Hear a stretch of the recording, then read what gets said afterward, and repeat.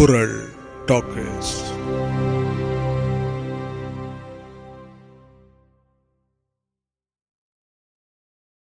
திருச்சபைக்கு வணக்கம். என்றும் போல் என்றும் நன்றி நவிழலுடன் அவை இனிதை தொடங்குகிறது. நம் வாழ்வின் வழிகாட்டியாம் வள்ளுவப் பெருந்தகையை நன்றி கூறி வணங்கிவிட்டு, நம் அனைவரையும் காத்தருளும் இயற்கை பேராற்றலை நன்றி கூறி வணங்கிவிட்டு, நம் அனைவருக்கும் உணவு கொடுக்கும் உழவர் பெருமக்களை நன்றி கூறி வணங்கிவிட்டு, இந்த உலகத்தில் உள்ள அனைத்து உயிர்களையும் நன்றி கூறி வணங்கிவிட்டு, உலக நல வாழ்த்துக்கு செல்வோம். நான் வாசிக்கவா? உலக நல வாழ்த்து. உலக நல வாழ்த்து பாடல். உலகமெல்லாம் பருவமழை ஒத்தபடி பெய்யட்டும், உழவரெல்லாம் தானியத்தை உவப்புடனே பெருக்கட்டும், பல தொழில்கள் புரிகின்ற பாட்டாளி உயரட்டும், பகுத்துணர்வில் தொகுத்துணர்வு பண்பாட்டை உயர்த்தட்டும், கலகங்கள் போட்டி பகை கடந்தாட்சி நடக்கட்டும், கல்லாமை கடன் வறுமை கலங்கங்கள் மறையட்டும், நல வாழ்வை அளிக்கும் மெய் ஞான ஒளி வீசட்டும், நம் கடமை அறவாழ்வின் நாட்டத்தை சிறக்கட்டும், வாழ்க வையகம் வாழ்க வளமுடன். திருச்சபைக்கு குரல் வணக்கம், தமிழ் வணக்கம். அனைவருக்கும் மீண்டும் இனிய வணக்கங்கள். இன்றைய நாள் திருவள்ளுவர் ஆண்டு 2055 ஆனி திங்கள் 4ஆம் நாள் செவ்வாய்க்கிழமை. ஆங்கில திங்கள் ஜூன் 18ஆம் நாள். இன்றைக்கு பிறந்த ஆளுமைகள் மற்றும் சிறப்பு நாள் பார்க்கும் பொழுது, கக்கன் தமிழக அரசியல்வாதி, அவருடைய பிறந்த நாள். சின்ன அண்ணாமலை இந்திய விடுதலை போராட்ட வீரர், அவருடைய பிறந்த நாளும் கூட. எஸ் கோபாலன் என்கிற கோபுலு தமிழக ஓவியர்.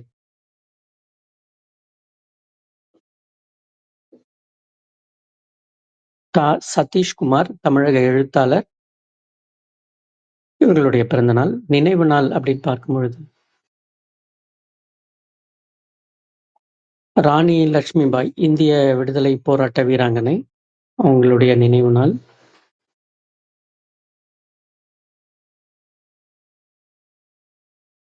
சிறப்பு நாள் அப்படின்னு உலக அளவில் எதுவும் குறிப்பிடலை. வேற சிறப்பு நாள்கள் மற்றும் ஆளுமைகள் பெயர்கள் இருந்தாலும் குறிப்பிடுங்க. நன்றி. அனைவருக்கும் வணக்கம். வணக்கம். வணக்கம் ஐயா. வணக்கம் ஐயா, நீங்க குரல் பதிவு கொடுக்குறீங்களா? நான் கக்கன் பத்தி ஒரு சில செய்திகள் சொல்லணும்னு பார்த்தேன். நீங்க தொடர்ந்து. அதிகாரம் 9 விருந்தோம்பல். குரல் எண் 87. இணை துணை தென்பதொன்றில்லை, விருந்தின் துணை துணை வேள்விப்பயன். பேதமை பொருட்பால் நற்பெயல். குரல் எண் 832. பேதமையுள் எல்லாம் பேதமை, காதன்மை கையல்ல சண்கட் செயல். கலைஞர் கருணாநிதி விளக்கம்.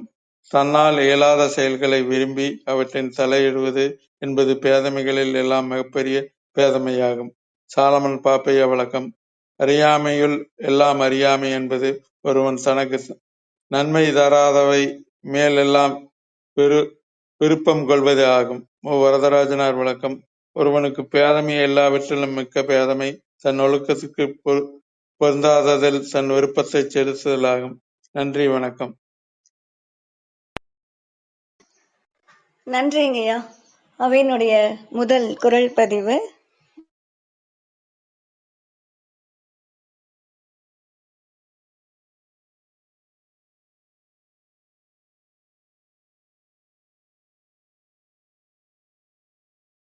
பார்க்கும்போது நம்மளுக்கு கூட இந்த மாதிரி பண்ணா நல்லா இருக்கும் அப்படின்னு தோணும் இல்லையா?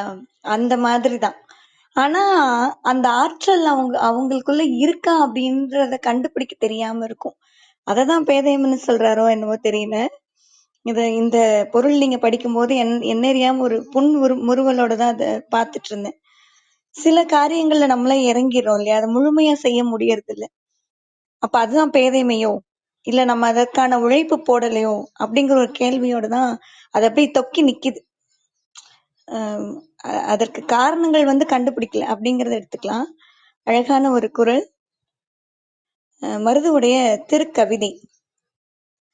கை வராதது மேல் கால் வைப்பதும் கால் போகாததில் கை வைப்பதும் பேதையிலும் பேதை செயல், அதுதான் பேதையிலும் பேதை இயல். கை வராதது மேல் கால் வைப்பதும் கால் போகாததில் கை வைப்பதும் பேதையிலும் பேதை செயல், அதுதான் பேதையிலும் பேதை இயல். இன்னொரு கவிதை கொடுத்திருக்காரு. அனைத்திற்கும் ஆசைப்பட்டால் உன்னை விட ஆறுண்டு உலகில் முட்டாள். அனைத்திற்கும் ஆசைப்பட்டால் உன்னை விட ஆறுண்டு உலகில் முட்டாள் அப்படிங்கிறது திருக்கவிதை.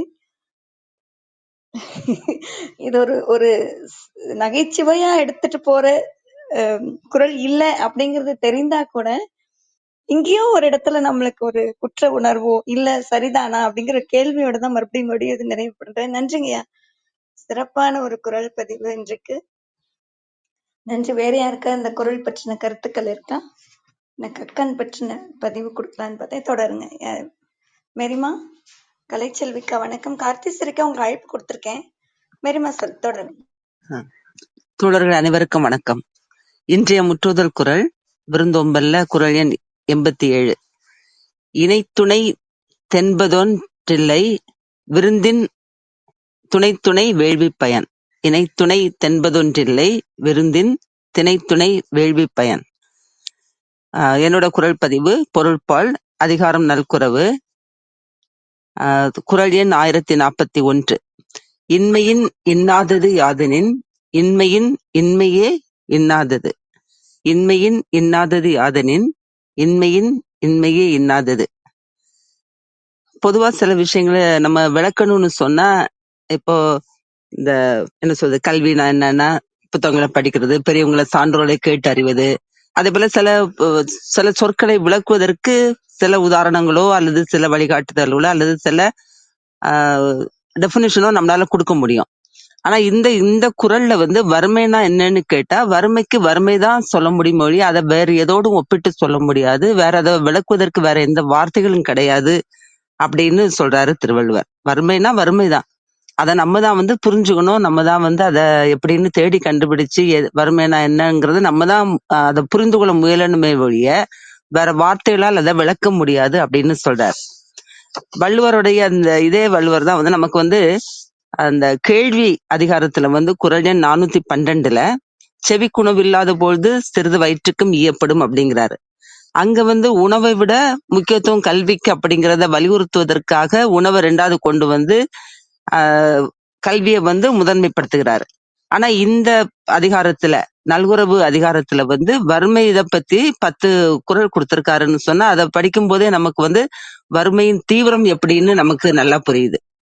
1042 அவர் என்ன சொல்றாருன்னா, இன்மை என ஒரு பாவி மறுமையும் இன்மையும் இன்றி வரும்.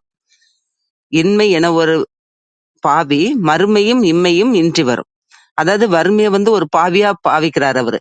அந்த பாவி வந்துச்சுன்னா நமக்கு நிகழ்காலத்திலும் எதிர்காலத்திலும் எந்த காலத்திலும் நிம்மதியே இல்லை அப்படிங்கிறாரு.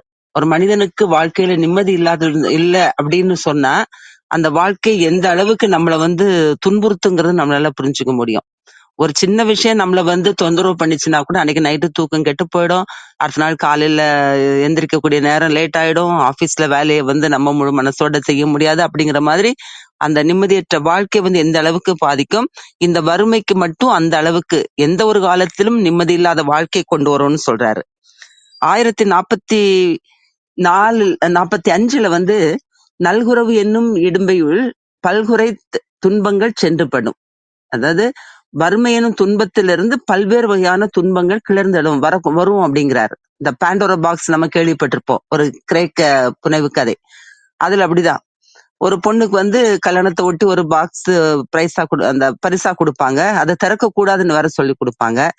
அது திறந்துடும், ஆர்வம் மீதால் திறக்கும். திறந்த உடனே திறந்து ஒரு செகண்டுக்குள்ள அதோட பலன் என்னன்னு கண்டுபிடிச்சாலும் மூடிடும். ஆனா அந்த பொண்ணே மூடிடும். ஆனாலும் அதுக்குள்ள அந்த பெட்டிக்குள்ள இருந்து அத்தனை துன்பங்களும் கெடுதல்களும் நோய்களும் உலகம் ஃபுல்லா பரவுன மாதிரி அந்த கிரேக்க கதை உண்டு. அதே போல இந்த வறுமைங்கிறது ஒரே ஒரு விஷயம்தான், ஆனா அதுக்குள்ள இருந்து பல வகையான துன்பங்கள் வரும் அப்படிங்கிறாரு. அதாவது வறுமை இருந்ததுன்னா கல்வி கற்க முடியாது, விருந்தினரை ஓம்ப முடியாது, சினம் கொள்ளாமல் இருக்க முடியாது, பொறாமைப்படாமல் இருக்க முடியாது, அப்படி நிறைய விஷயங்கள் ஒன்னோடு ஒண்ணு தொடர்புடையது. எல்லா துன்பங்களும் சேரும் அப்படிங்கிறாரு.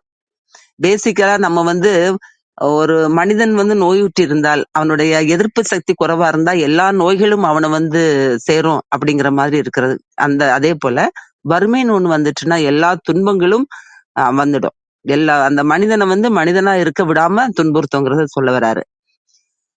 49 அவர் என்ன சொல்றாருன்னு சொன்னா, 1049 நெருப்பினுள் துஞ்சலும் ஆகும் நிரப்பினுள் யாதொன்றும் கண்பாடு அரிது.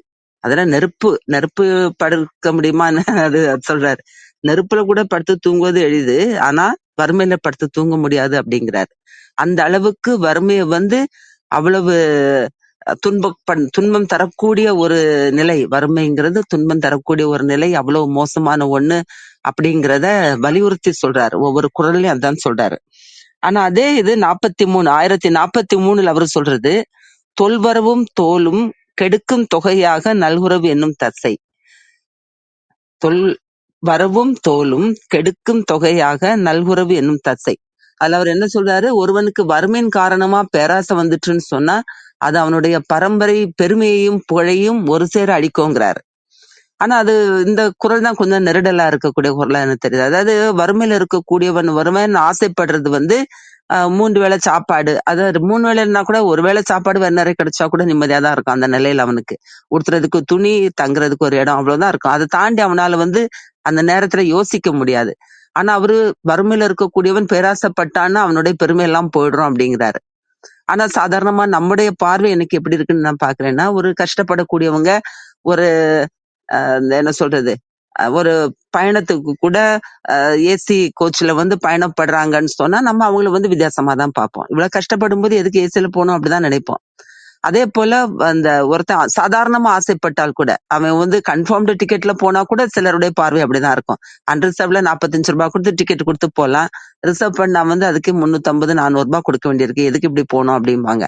அதே போல சாதாரணமா இருக்கக்கூடியவன், ஒருவேளை சாப்பாட்டுக்கு வழி இல்லாதவன், ஒருவேளை சாப்பாடு அல்லது இருவேளை சாப்பாட்டுக்காகவோ அல்லது உடுத்த நல்ல துணிக்காகவோ அல்லது தங்குறதுக்கு ஒரு இடத்துக்காகவோ அவனுடைய ஆசையை வெளிப்படுத்தினாலே அது பேராசைன்னு பார்க்கப்படக்கூடிய இந்த உலகத்துல வள்ளுவர் பேராசைன்னு எப்படி சொல்றாருன்னு தான் எனக்கு புரியல. அது கொஞ்சம் ஒத்து வராத மாதிரி எனக்கு தெரிஞ்சது. அவனால அந்த 3 வேளை சாப்பாடை தாண்டி வரதும் யோசிக்க முடியாத நிலைமையில அது எப்படி பேராசை அவனுக்கு ஏற்படுங்கிறது எனக்கு தெரியல. அது இந்த குறள்ல 10 குறள்லயும் நான் படிக்கும்போது வறுமையின் துன்பத்தை அவரு அவ்வளவு அழகா வெளிப்படுத்தியிருக்கிறாரு. அதனாலதான் அவரு ஏன் சொல்லியிருக்காரு அப்படின்னு நான் யோசிக்கும் போது எனக்கு என்ன தோணுதுன்னா, ஒரு மன்னரோட ஒரு ஆட்சியில் இருக்கக்கூடியவங்க, அதிகாரத்தில் இருக்கக்கூடியவங்களுடைய கடமையை வலியுறுத்துவதற்காக கூட அவர் சொல்லியிருக்கலாம். ஏன்னா அவர் காலகட்டத்துல மன்னர் ஆட்சி தான் நடந்துட்டு இருந்தது. நம்ம இப்போ பார்த்தோம்னா கூட அந்த அதிகாரங்கள் எல்லாம் இருக்கக்கூடியவங்க மக்களின் வறுமையை நீக்குவதற்கு பிரதானமான முக்கியமான கவனம் செலுத்தணும். அந்த கவனம் செலுத்தி வறுமை இல்லாமல் ஆக்குவதுதான் சிறந்த ஒரு ஆட்சி முறையாக இருக்கக்கூடுமோ, அதை வலியுறுத்துவதற்காக அவர் அப்படி சொல்லியிருக்காரோன்னு தோணுது. இதுல சொல்லப்பட்ட விஷயங்கள் எல்லாம் நம்ம கூட நிறைய நேரங்கள்ல வாழ்க்கையில் கூட நம்ம அனுபவிச்சிருப்போம். வறுமை, பணம் இருந்தாலும் சில நேரம் சாப்பிட முடியாத நிலைமை கூட நம்மகிட்ட கூட இருந்திருக்கும். அதனால நமக்குன்னு எடுத்துக்கக்கூடிய ஒரு பொருள் என்னன்னு சொன்னா, வறுமையில யாராவது கேட்டாங்கன்னா, சாப்பாடு கேட்டாங்கன்னா ஒருவேளை சாப்பாடு கொடுக்கறது, அந்த இதை நம்ம நடைமுறைப்படுத்த தொடங்கினாலே நல்லா இருக்கும் அப்படின்னு நினைக்கிறேன். நன்றி தோழர்களே.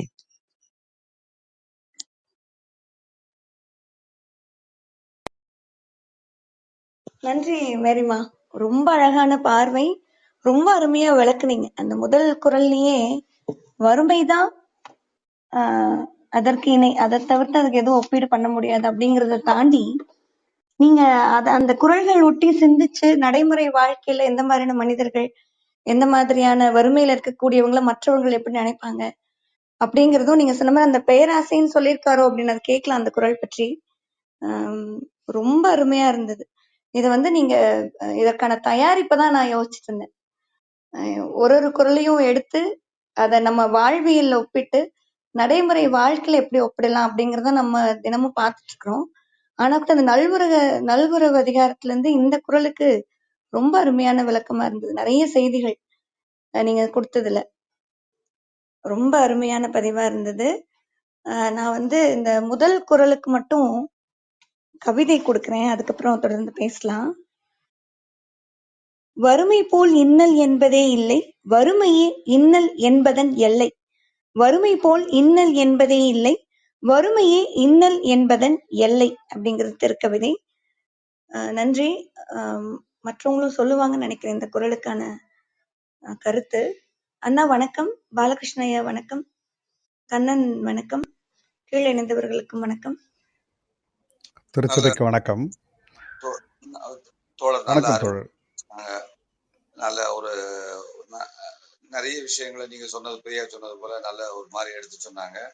அதுல இந்த பேராசை அப்படின்னு அவரை சொல்றாருன்னா அவர் என்ன அளவுகோலை வச்சிருக்காருங்கிறது நமக்கு தெரியல. அதுதான் இப்போ அது போல நான் வேறு வேறு சில குறள்கள்ல அவர் என்ன பார்வை என்ன அளவுகோல்ங்கிறது நமக்கு புரியாத சில விஷயங்களா தான் இருக்கும். அது நம்ம தோழர்கள் இதுல பாண்டித்யம் உள்ளவங்க அதை விளக்கினா சரியா இருக்கும். ஆனா இந்த மேரியோட பார்வை மேரியோட அந்த நடைமுறையில உள்ளவங்க ரொம்ப அருமையா இருந்தது தோழர். நன்று, நல்லது. வாய்ப்பு இருந்ததுன்னா தோழர் நான் கொடுத்துட்றேன். தோழர் கணேசன் ஐயா கொடுத்தாரா என்னன்னு தெரியல. ஐயா, பேராசை என்பது பற்றி அந்த குறள்ல சொல்லியிருக்கிறது மேரி தோழர் சொன்னாங்க. முதல்ல தோழருக்கு வாழ்த்துக்கள். மிக அருமையாக அந்த நல்குறவு அதிகாரத்தில் வெவ்வேறு குறளை மிக சிறப்பாக விளக்கி சொன்னாங்க. அதுபோலவே அவரும் அந்த நல்குறவு அதிகாரத்தை அவர் விளக்கியிருப்பது வெகு அருமை. நான் விளக்குவதற்கு முன்பு திருக்குறளை வைத்து அவர் விளக்கியிருப்பது, அதில் இன்னொரு இடத்தில் கூட பொச்சாவாமை அதிகாரத்தில் கூட சொல்லுவார், வறுமை புகழை அளிப்பது போல, வறுமை அறிவை அளிப்பது போல பொச்சாவாமை மறதி என்பது புகழை அளிக்கும் என்றொரு ஓமை கொடுத்திருப்பார். அந்த இடத்தில் வறுமை அறிவை அளிக்கும் என்று சொல்லியிருப்பார்.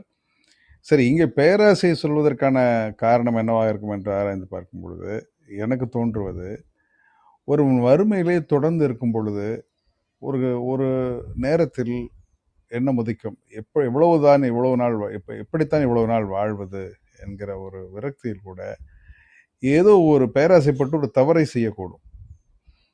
அது எந்த விதமான, அது பேராசை என்பது தவறில் தானே கொண்டு போய்விடும், தகாத ஆசையில் தானே கொண்டு போய்விடும்.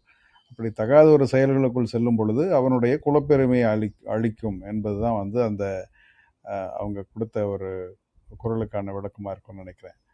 ஏன்னா பேராசை என்பது வறுமையோடு எப்படி பொருந்தும் என்று பார்த்தால், வறுமையில் இருப்பவர்கள் தவறு செய்வதற்கான இடத்தை பேராசை கொடுக்கும்.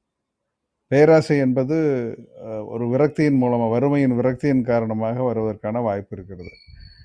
ஒரு நாளில் நாம் இந்த வறுமையை ஒழித்து விடுவோம் என்கிற எண்ணம் வரும்பொழுது பேராசை உருவாகும் என்பதுதான் அதில் இருக்கிற உளவியல் நான் நினைக்கிறேன். மற்றவர்கள் கூட அதை பற்றி கருத்து சொல்லலாம்.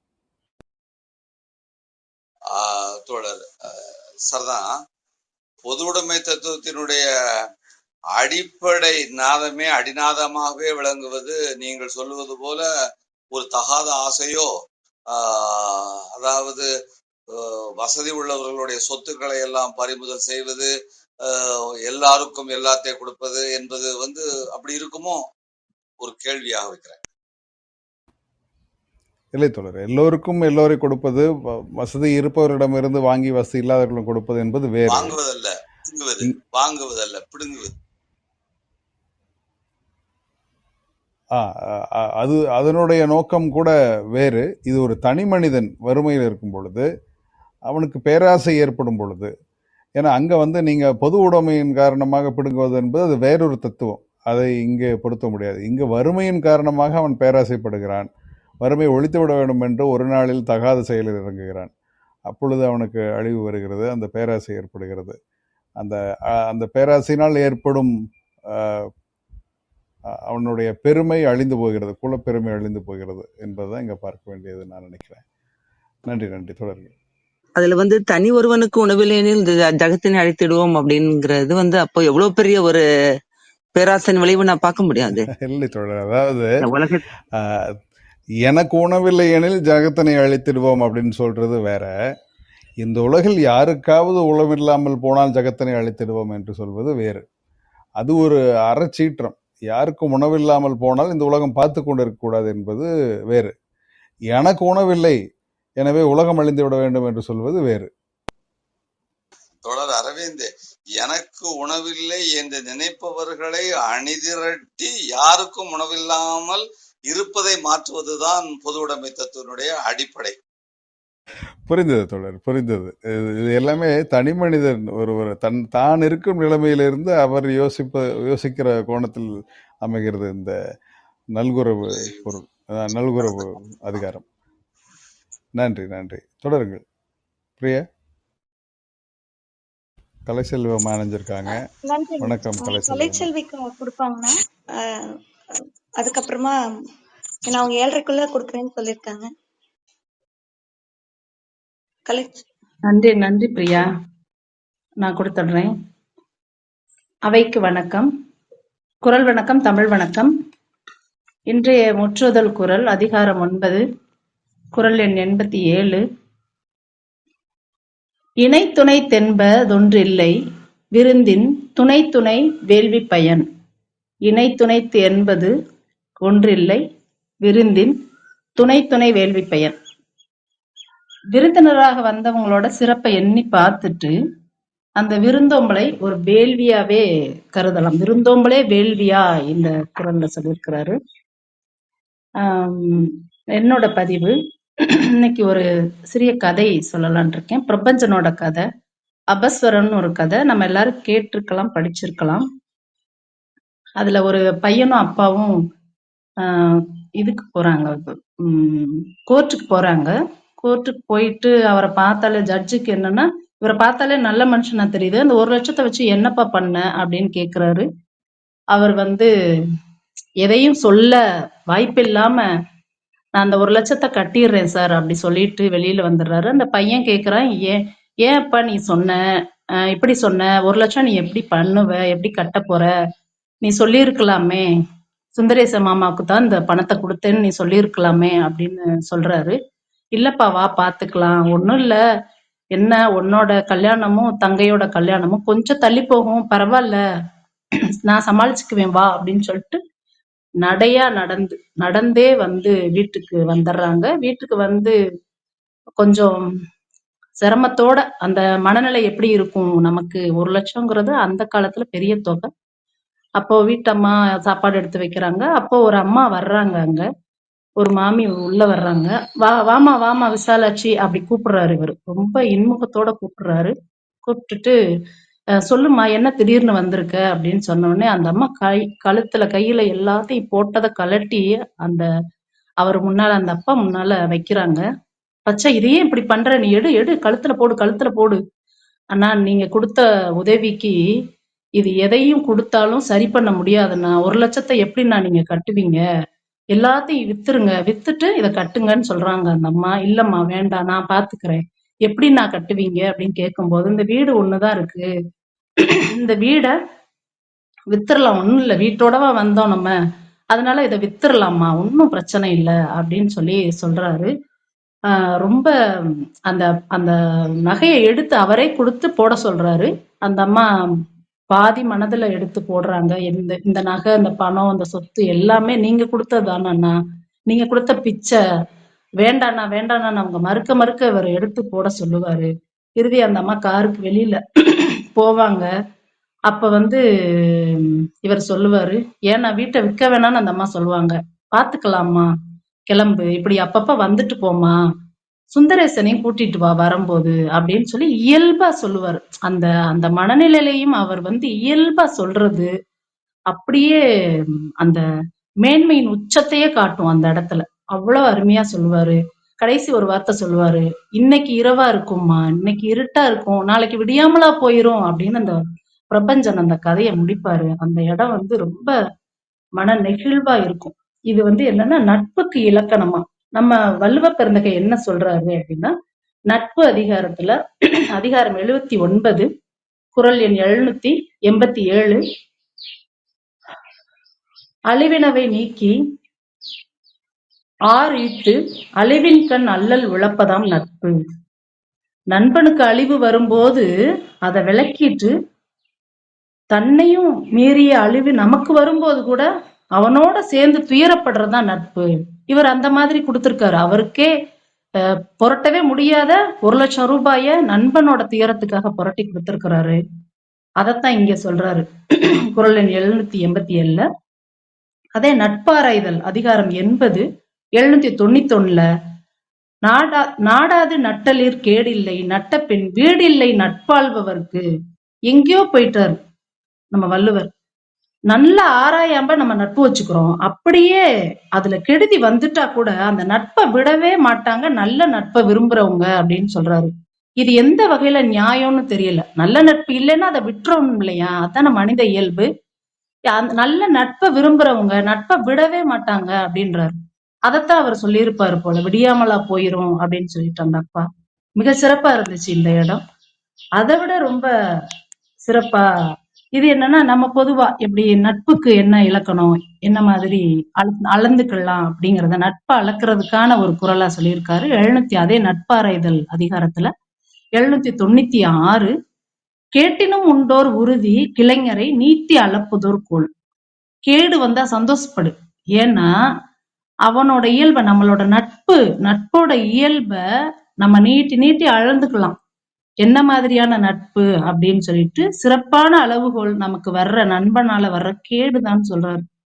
உண்மையிலேயே இது நேத்து நான் இந்த கதைய கேட்கும் போதும் மனசு ரொம்ப வலிச்சது. இப்பவும் மனசு வலியோட தான் இதை பதிவிடுறேன். இப்படியெல்லாம் உறவு நட்பு இருப்பாங்களா? இப்படி என்னன்னு தெரியல. பிரபஞ்சனுக்கு மட்டும்தான் அது புரியும். நாம இந்த மாதிரி நட்பை விடாம இருப்போமா அப்படிங்கிறதும் ஒரு வினாக்குறியாதான் இருக்கு. நன்றி நன்றி. அவைக்கு நன்றி. வாய்ப்புக்கு நன்றி. நன்றிங்கக்கா. எப்பவுமே அவையில நீங்க மன வலியோடலாம் பதிவிட வேண்டாம். நீங்க அந்த உணர்வோட பதிவிட்டீங்க, அது சரிதான். அந்த கதையினுடைய தாக்கம் எனக்கு புரியுது. ரொம்ப அருமையான கதை. நீங்க அழகா அதுல நட்பு அதிகாரம் கொண்டு வந்தீங்க. நான் ஏதோ அதிகாரங்கள்லாம் சிந்திச்சிட்டு இருந்தேன். நீங்க நட்பாராய்தல் இருந்து கொண்டு வந்தது ரொம்ப சிறப்பா இருந்தது. இல்லைன்னா அந்த 2 பேருக்கு இடையில நட்புல ஒருத்தர் மட்டுமே அந்த நட்பு வேணும்னு நினைக்கிறது அப்படிங்கிறது ஒண்ணு. 2 பேருமே வேணும்னு நினைச்சா மட்டும்தான் அந்த உறவு நீடிக்க முடியும். அதுவும் எனக்கு தோணிட்டு இருந்தது. 2 பேர்கிட்டயுமே அந்த ஒரு எண்ணங்கள் வேணும். நம்ம மட்டுமே அதை நினைச்சிட்டு நம்ம எவ்வளவு தூரம் அதை நட்பை போற்றணும் அப்படின்னு நினைச்சிட்டு இருந்தா கூட சில சமயங்கள் நட்பு தொடர முடியுமான்ற ஒரு கேள்வியோட தான் இருந்தது. ரொம்ப அருமையான பதிவு அக்கா. அதாவது கதையை சிந்திச்சு அதற்கான குரல்கள் எடுக்கிறது அப்படிங்கிறது ரொம்ப சிறப்பான செயல். நன்றி. அருமையான பதிவு. நன்றிங்கக்கா. காம்பீஸ்வரி அக்காவுக்கு அழைப்பு கொடுத்திருக்கோம். உங்களுடைய முகப்பு படத்துல தொட்டீங்கன்னா உங்களுக்கு அக்செப்ட் இன்விடேஷன் வரும். அப்போ உங்களால மேல இணைய முடியும்னு நினைக்கிறேன். எங்களுக்கு 2 முறைக்கு மேல. வணக்கம். நன்றி கலைச்செல்விக்கா. ரவி அண்ணா, அரவிந்த் அண்ணா இருக்காங்க. ஜாகிர் அண்ணா வணக்கம். அண்ணா நீங்க தொடர்ந்து இருக்கிறீங்களா? அண்ணா, ரவி அண்ணா, அரவிந்த் அண்ணா. சரி, சொல்லுங்க பிரியா. இல்ல நீங்க தொடர்ந்துக்கிறீங்களா? நான் கொஞ்ச நேரம் அண்ணா வந்திருக்காங்க, நான் அவரை கேட்டுட்டு இருக்கேன். சரி, தொடர்ந்துக்கலாம் பிரியா. ரவி வணக்கம், ஜாகிர் தொடர் வணக்கம், தேவா, கார்த்திஸ்வரி அனைவருக்கும் வணக்கம். அடுத்த பதிவுக்கு யார்? ரவி தயாரா இருக்கார். சிறப்பு. வணக்கம் ரவி, தொடருங்கள். அவர் சொல்ல வர்றாரு என்னன்னு கேட்டுக்குவோம். தொடர் ஏதாவது சொல்ல வரீங்களா நீங்க? இல்ல நான் என்னுடைய கொடியை உயர்த்திருந்தேன். ரவி அப்படியே இல்லைங்க, நீங்க கொடுங்க நான் அச்சு கொடுங்க. நீங்க கொடுங்க. நான் இப்பதான் வந்தேன், எனக்கு தெரியாது, நீங்க சொல்லுங்க. இல்ல நீங்க ரவி, நீங்க அவசரமா நீங்க கொடுங்க. நான் முதல்ல சொல்லியிருந்தேன். இல்லைங்க தொடர், இல்ல அவர் காத்திருக்கான்னு சொல்லிட்டாரு. ஆனா நீங்க முதல்ல பேசும்போது மிக தெளிவா இருந்தது உங்களுடைய குரல். இப்போ ஏதோ சுத்தமாகவே ஒலி அளவு குறைவா இருக்கிறது. வேற ஏதோ இறைச்சல்லாம் வருது. அது என்னன்னு பாத்துக்கிறீங்களா? இல்ல இப்ப சரியா இல்லையா? இப்போ பரவாயில்ல தொடர், இப்போ சரியா இருக்கிறது. அலைகள் சரி. இவங்க இன்னுமே குரலுடைய அளவு குறைவா இருக்கிறது, பாத்துக்கோங்க. சரி சரி சரி, முயற்சி பண்றேன். சத்தமா பேச முயற்சி பண்றேன்.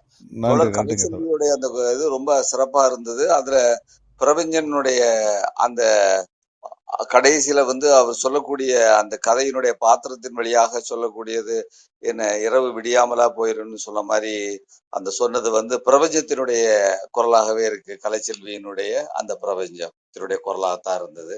மகிழ்ச்சி. என்னுடைய இன்றைய முற்றோதல் குரல் இன்றைக்கு எத்தனாவது நம்ம எண்ணு 87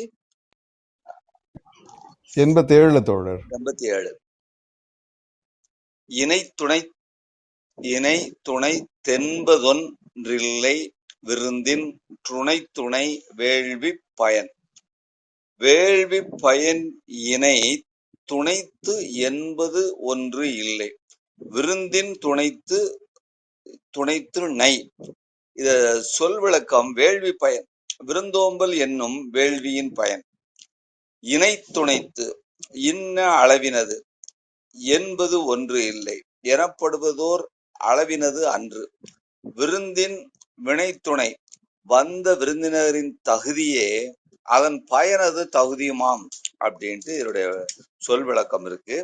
இதனுடைய விளக்கமாக ஐயா நன்னன் என்ன சொல்றாருன்னா, விதையின் தரத்திற்கு ஏற்றதாகவே விளைச்சலும் அமையும். அதுபோல விருந்தினரின் தகுதிக்கு ஏற்பவே விருந்தோம்பலின் பலனும் அமையும் என்க. வேளாண்மைக்கும் வேள்விக்கும் உள்ள உறவு காண்க. வேளாண்மை என்பது இங்கு உதவி செய்வது, வேள்விக்கு உள்ள உறவு காண்க. கருத்து விருந்தாக வந்தாரின் தகுதிக்கு ஏற்ப விருந்தோம்பலின் பயன் சிறக்கும். அதற்கு வேறு அளவுகோல் இல்லை அப்படின்னு சொல்றாருங்க. இந்த விருந்தாக நான் என்ன பாக்குறேன்னு சொன்னா, விருந்தாக வந்தாரின் தகுதி. அப்ப விருந்துக்கு நம்ம வீட்டுக்கு வந்திருக்கிறவங்களுடைய தகுதிக்கு ஏற்ப நமக்கு அந்த விருந்தோம்பலுடைய பயன் கிடைக்கும்னு சொன்னா, எப்படிப்பட்டவர்களை என்ன தகுதி கொண்டு அளப்பது அப்படிங்கிற ஒரு விஷயம் இங்க அவர் என்ன அளவுகோல் வைத்திருக்கார் என்பது தெரியவில்லை. அது நாமெல்லாம் இன்றைக்கு எதிர்பார்க்கறது போல பாத்திரம் அறிந்து பிச்சை எடுன்னு சொல்றது போல ஒரு அழிஞ்சு கெட்ட குடும்பம் அப்படியா, உண்மையிலேயே வறுமையில இருக்கிறவர்களா, இல்ல உண்மையிலேயே ஒரு அவசர உதவிக்காக அல்லது ஏதோ வந்தவர்களா, உறவினர்களா, எதுன்னு தெரியல. ஆனாலும் அவர் என்ன நினைச்சிருப்பாருங்கிறது என்ன அளவுகோல்னு தோழர்கள் அதை விளக்குறாங்கன்னா சரியாக இருக்கும். அதை தவிர அதாவது வேள்விங்கிறது மீண்டும் இங்க விருந்தோம்பலத்தான் அங்க ஒரு வேள்விங்கிறத இவர் நன்னன் ஐயா சொல்றாரு. அடுத்த என்னுடைய இன்றைய குரல் பதிவு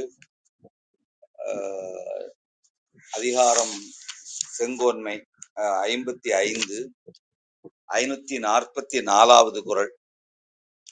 குடிதழி கோலோச்சு மாநில மன்ன நடிதழியி நிற்கும் உலகு. குடிதழி கோல் ஓச்சும் மாநில மன்னன் அடிதழியி நிற்கும் உலகு. குடிதழி கோல் ஓச்சும் குடிமக்களின் நலன்களையும் புறக்கணிக்காமல் செங்கோன்மையையும் கைவிடாமல் ஆளும் மாநில மன்னன் அடி. பெரிய நிலப்பகுதி ஆளும் வேந்தனது அடியை தழியி நிற்கும் உலகு. அணைந்து அகலாதிருப்பர் உலகோர். விளக்கம். குடி செங்கோல் ஆகிய இரண்டையும் பேணும் அரசன் தன் நாட்டாரால் மட்டுமன்றி உலகத்தாராலேயே கவரப்படுவான் என்பதாகும். குடி தழுவுதல். குடிமக்கள் தளர்ச்சி அடைந்து விட்டால் இன்சொல் கூறி அவர் வேண்டுவன கொடுத்தல். கருத்து. தன் குடிகளை பேணி செங்கோல் நடத்தும் பெரிய நாட்டின் மன்னனின் அடியொற்றி நடக்கும் உலகம். இங்கே தன்னுடைய மக்களை காப்பாற்றக்கூடிய அவனுக்கு, அதாவது அந்த மக்களுக்கு சிறப்பாக ஆட்சி பண்ணக்கூடிய அந்த மன்னனுடைய வார்த்தைகளை அந்த உலகமே சொல்லும் அப்படின்னு அருமையாக சொல்றாரு. இது சொல்லும் பொழுது எனக்கு நம்முடைய நாட்டு பிரதம மந்திரி நெஹ்ருவினுடைய ஞாபகம் வருது.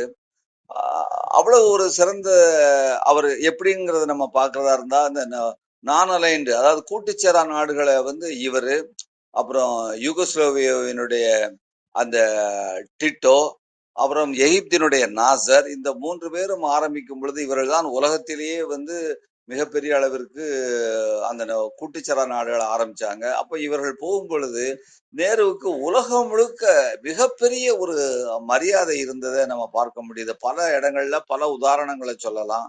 எனவே இந்த நாட்டுல அவர் பல விஷயங்களை பொதுத்துறையை கொண்டு வந்ததாக இருக்கட்டும், ஒரு இளம் குடியரசு ஒரு வறுமையிலிருந்து ஒரு காலனி ஆதிக்கத்தினுடைய சுரண்டலுக்கு பின்னால அனைத்தும் உறிஞ்சப்பட்டு விடப்பட்ட நிலையில அந்த வந்த நாட்டை எப்படி முன்னேற்றுவது என்பது குறித்து கடைசி மனிதனுக்கும் சில வேலை அந்த உணவு கிடைக்கணுங்கிறதுக்காக போடப்பட்ட திட்டங்கள், கட்டப்பட்ட அணைகள், இது எல்லாமே இது நான் மட்டுமல்லாமல் இவரை செய்வதனாலேயே உலகத்துல மிகப்பெரிய S that man is doing good democracy அப்படின்னு சொல்லிட்டு இம்ப்ளிமெண்டிங் டெமோக்ரஸி இன் இந்தியா அப்படின்னு சொல்லி உலகத்துல உள்ளவங்க எல்லாம் பாராட்டுறாங்களே, அந்த மனிதனை இந்த நேரத்துல நான் நினைக்க வேண்டி இருக்கிறது. நன்றி, வணக்கம். அருமைங்க தோழர், மிக அருமையான விளக்கம். அதில் முன்னாள் பிரதமர் நேரு அவர்களை ஒப்பிட்டு சொன்னீங்களே, நினைவுபடுத்தினீங்க இல்லையா? உண்மையிலே அவர் நம்முடைய உலக அரங்கில் நம்முடைய நாட்டுக்கு மிகப்பெரிய பெருமைக்குரியதாக ஆக்கியதில் அவருடைய பங்கு. அதில் நீங்கள் இன்றைய முற்றோதல் குரலுக்கான விளக்கம் பற்றி சொல்லிக் கொண்டிருந்த போது எப்படி வேள்வி பயன் விருந்தினருடைய தகுதியை பொறுத்து அமையும்னு ஒரு கேள்வி கேட்டிருந்தீங்க. இதை என்ன சொல்கிறாங்கன்னா, இணைத்துணைத்து என்பதொன்றில்லை விருந்தின் துணைத்தனை வேள்வி பயன். விருந்தை வேள்வியாக செய்கிறவர்கள், அதாவது விருந்தோம்பியில் வாழ்வதெல்லாம் விருந்தோம்பி வேளாண்மை செய்வதற்கே என்று வாழ்வின் நோக்கமே விருந்தோம்பல் தான் என்று சொல்கிறார். அதை ஒரு வேள்வியாக செய்கின்றவர்களுக்கு, வேள்வி என்றால் ஒரு பயன் இருக்கும். ஒரு வேள்வி செய்யும் பொழுது ஒரு பயன் இருக்கும். அப்படியானால் இந்த விருந்து என்கின்ற வேள்வியின் பயன் என்னவாக இருக்கும் என்றால், அது யாருக்கு விருந்தளிக்கிறீர்களோ அதை பொறுத்து. நீங்கள் மிகப்பெரிய ஒரு கல்வியாளருக்கு கொடுக்கிறீர்களா, ஒரு ஏழைக்கு கொடுக்கிறீர்களா, அதை பொறுத்து அதனுடைய பயன் அமையும் என்பதுதான் அதனுடைய பொருளாக இருக்கிறது. நன்றி தோழர். ஜோதி இணைஞ்சிருந்தாங்க, மறுபடியும் போயிட்டாங்க நினைக்கிறேன். செங்குட்டுவன் தோழர், மணிமேகலைக்கான எல்லோரும் இணைந்திருக்கிறார்கள். அனைவருக்கும் வணக்கம். ரவி, நீங்க நன்றி. ஒரு நிமிடம் பொறுத்து சொல்லுங்க. நன்றி நீங்க. ஆனா இது குறித்து கூடுதலாக நம்ம பேசினா நல்லா இருக்கும், இந்த தரம் குறித்து. சரி, இப்ப ஜோதி தொடரட்டும். ஜோதி இணையில மறுபடியும் வெளியே போயிட்டாங்கன்னு நினைக்கிறாங்க. இல்லை, இது தொடர்பாக வேற யாருக்காவது கருத்து இருந்தாலும் சொல்லலாம். அதாவது வேள்வி பயன் என்பது பற்றி பாலகிருஷ்ணன் தோழர் கேட்டார் இல்லையா, அதை பற்றி வேற யாருக்காவது கருத்து இருக்கிறதா? அதுல நீங்க சொன்னபடி யாருக்கு கொடுக்கறோம் அப்படிங்கறது வசதி உள்ளவங்களுக்கு, கல்வி சார்ந்தோருக்கு கொடுக்கறதெல்லாம் அது பதிலுக்கு பதில் கொடுக்கற மாதிரிதான் இருக்கும். அந்த விருந்தோம்பல் எல்லாம் இல்லாதவங்களுக்கு கொடுக்கறது தான் உண்மையான விருந்தோம்பலா இருக்கவும் முடியும். அதுதான் விருந்து கொடுக்கறவங்களுடைய மனநிலையும் வெளிப்படுத்தும். மற்றபடி இருக்கிறவங்களுக்கு, வசதி உள்ளவங்களுக்கு கொடுக்கறதெல்லாம் இன்னைக்கு கல்யாணத்துக்கெல்லாம் மொய் எழுதுற கதை மாதிரிப்பட்டது தானே, அப்படிதானே இருக்கும். அப்ப இல்லாதவங்களுக்கு கொடுக்கறது தான் பெரிய வேள்வி பயனை கொடுக்கக்கூடிய ஒரு சிறப்பான ஒரு விருந்தோம்பலா இருக்க முடியும்னு நான் பார்க்கிறேன். அதாவது தோழர், ஈகை என்பது வேறு, விருந்தோம்பல் என்பது வேறு. இங்க விருந்து என்பது நாம் அனைவருக்குமே கொடுப்போம். வீட்டுக்கு வருகிற அனைவருக்குமே நாம் கொடுப்பது விருந்து.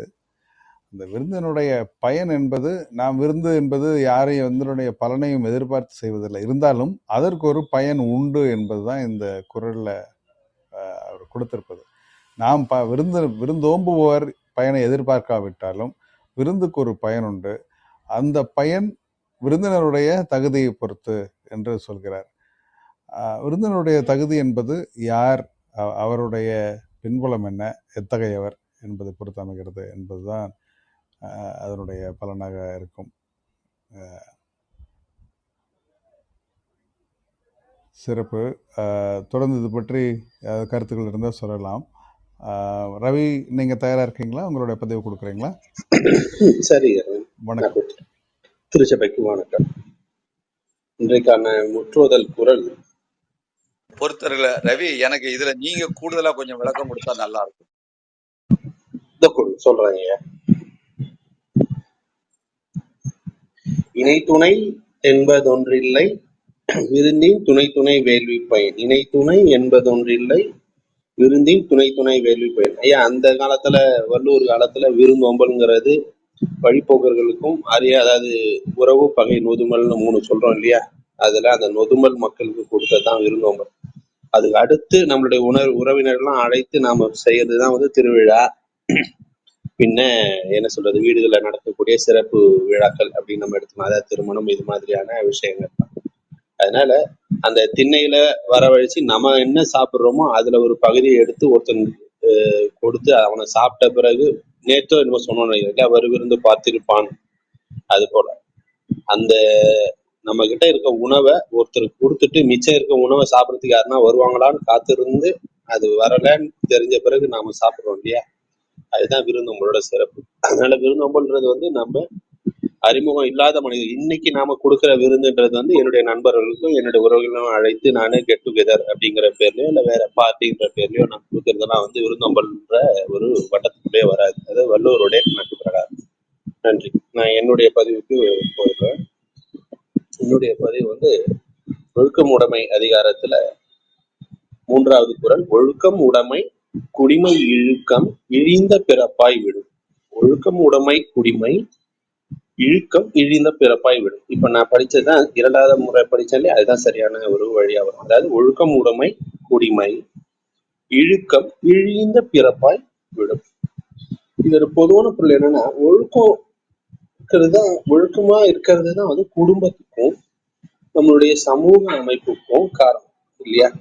நமக்கு ஒரு தனி மனிதன் ஒழுக்கமா இருந்தாதான் குடும்பமும் நல்லா இருக்கும். அதே மாதிரி குடும்பம் நல்லா இருந்தாதான் சமூகமும் நல்லா இருக்கும்.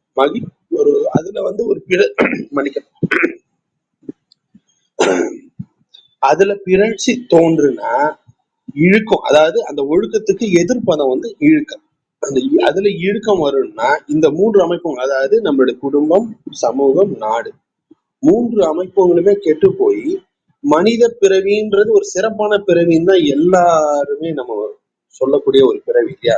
அது தாழ்ந்து விலங்குக்கு ஒப்பான ஒரு பிறவியா நம்ம மாறிடும். அதாவது விளையாட்டுனா சொல்லுவாங்க, அதாவது விலங்குகள் காட்டுல வாழும்போது பயப்பட தேவையில்லை, மனிதர்களா நம்ம நாட்டுல வாழும்போது தான் பயப்படணும். ஏன்னா மனித உருவத்துல எத்தனை விதமான விலங்குகள் அப்படின்னு விளையாட்டா சொல்லுவாங்க இல்லையா. அது போல நம்மளுடைய மனித பிறப்புன்ற அந்த சிறப்பான ஒரு பிறப்புல இருந்து நம்மளுடைய பிறவியே வந்து ஒரு விலங்குக்கு ஒப்பான ஒரு பிறவியா அது தாழ்வு. அதாவது விலங்கை வந்து தாழ்த்தி சொல்றதா உடனே நம்ம இந்த இடத்துல பொருள் கொள்ள தேவையில்லை.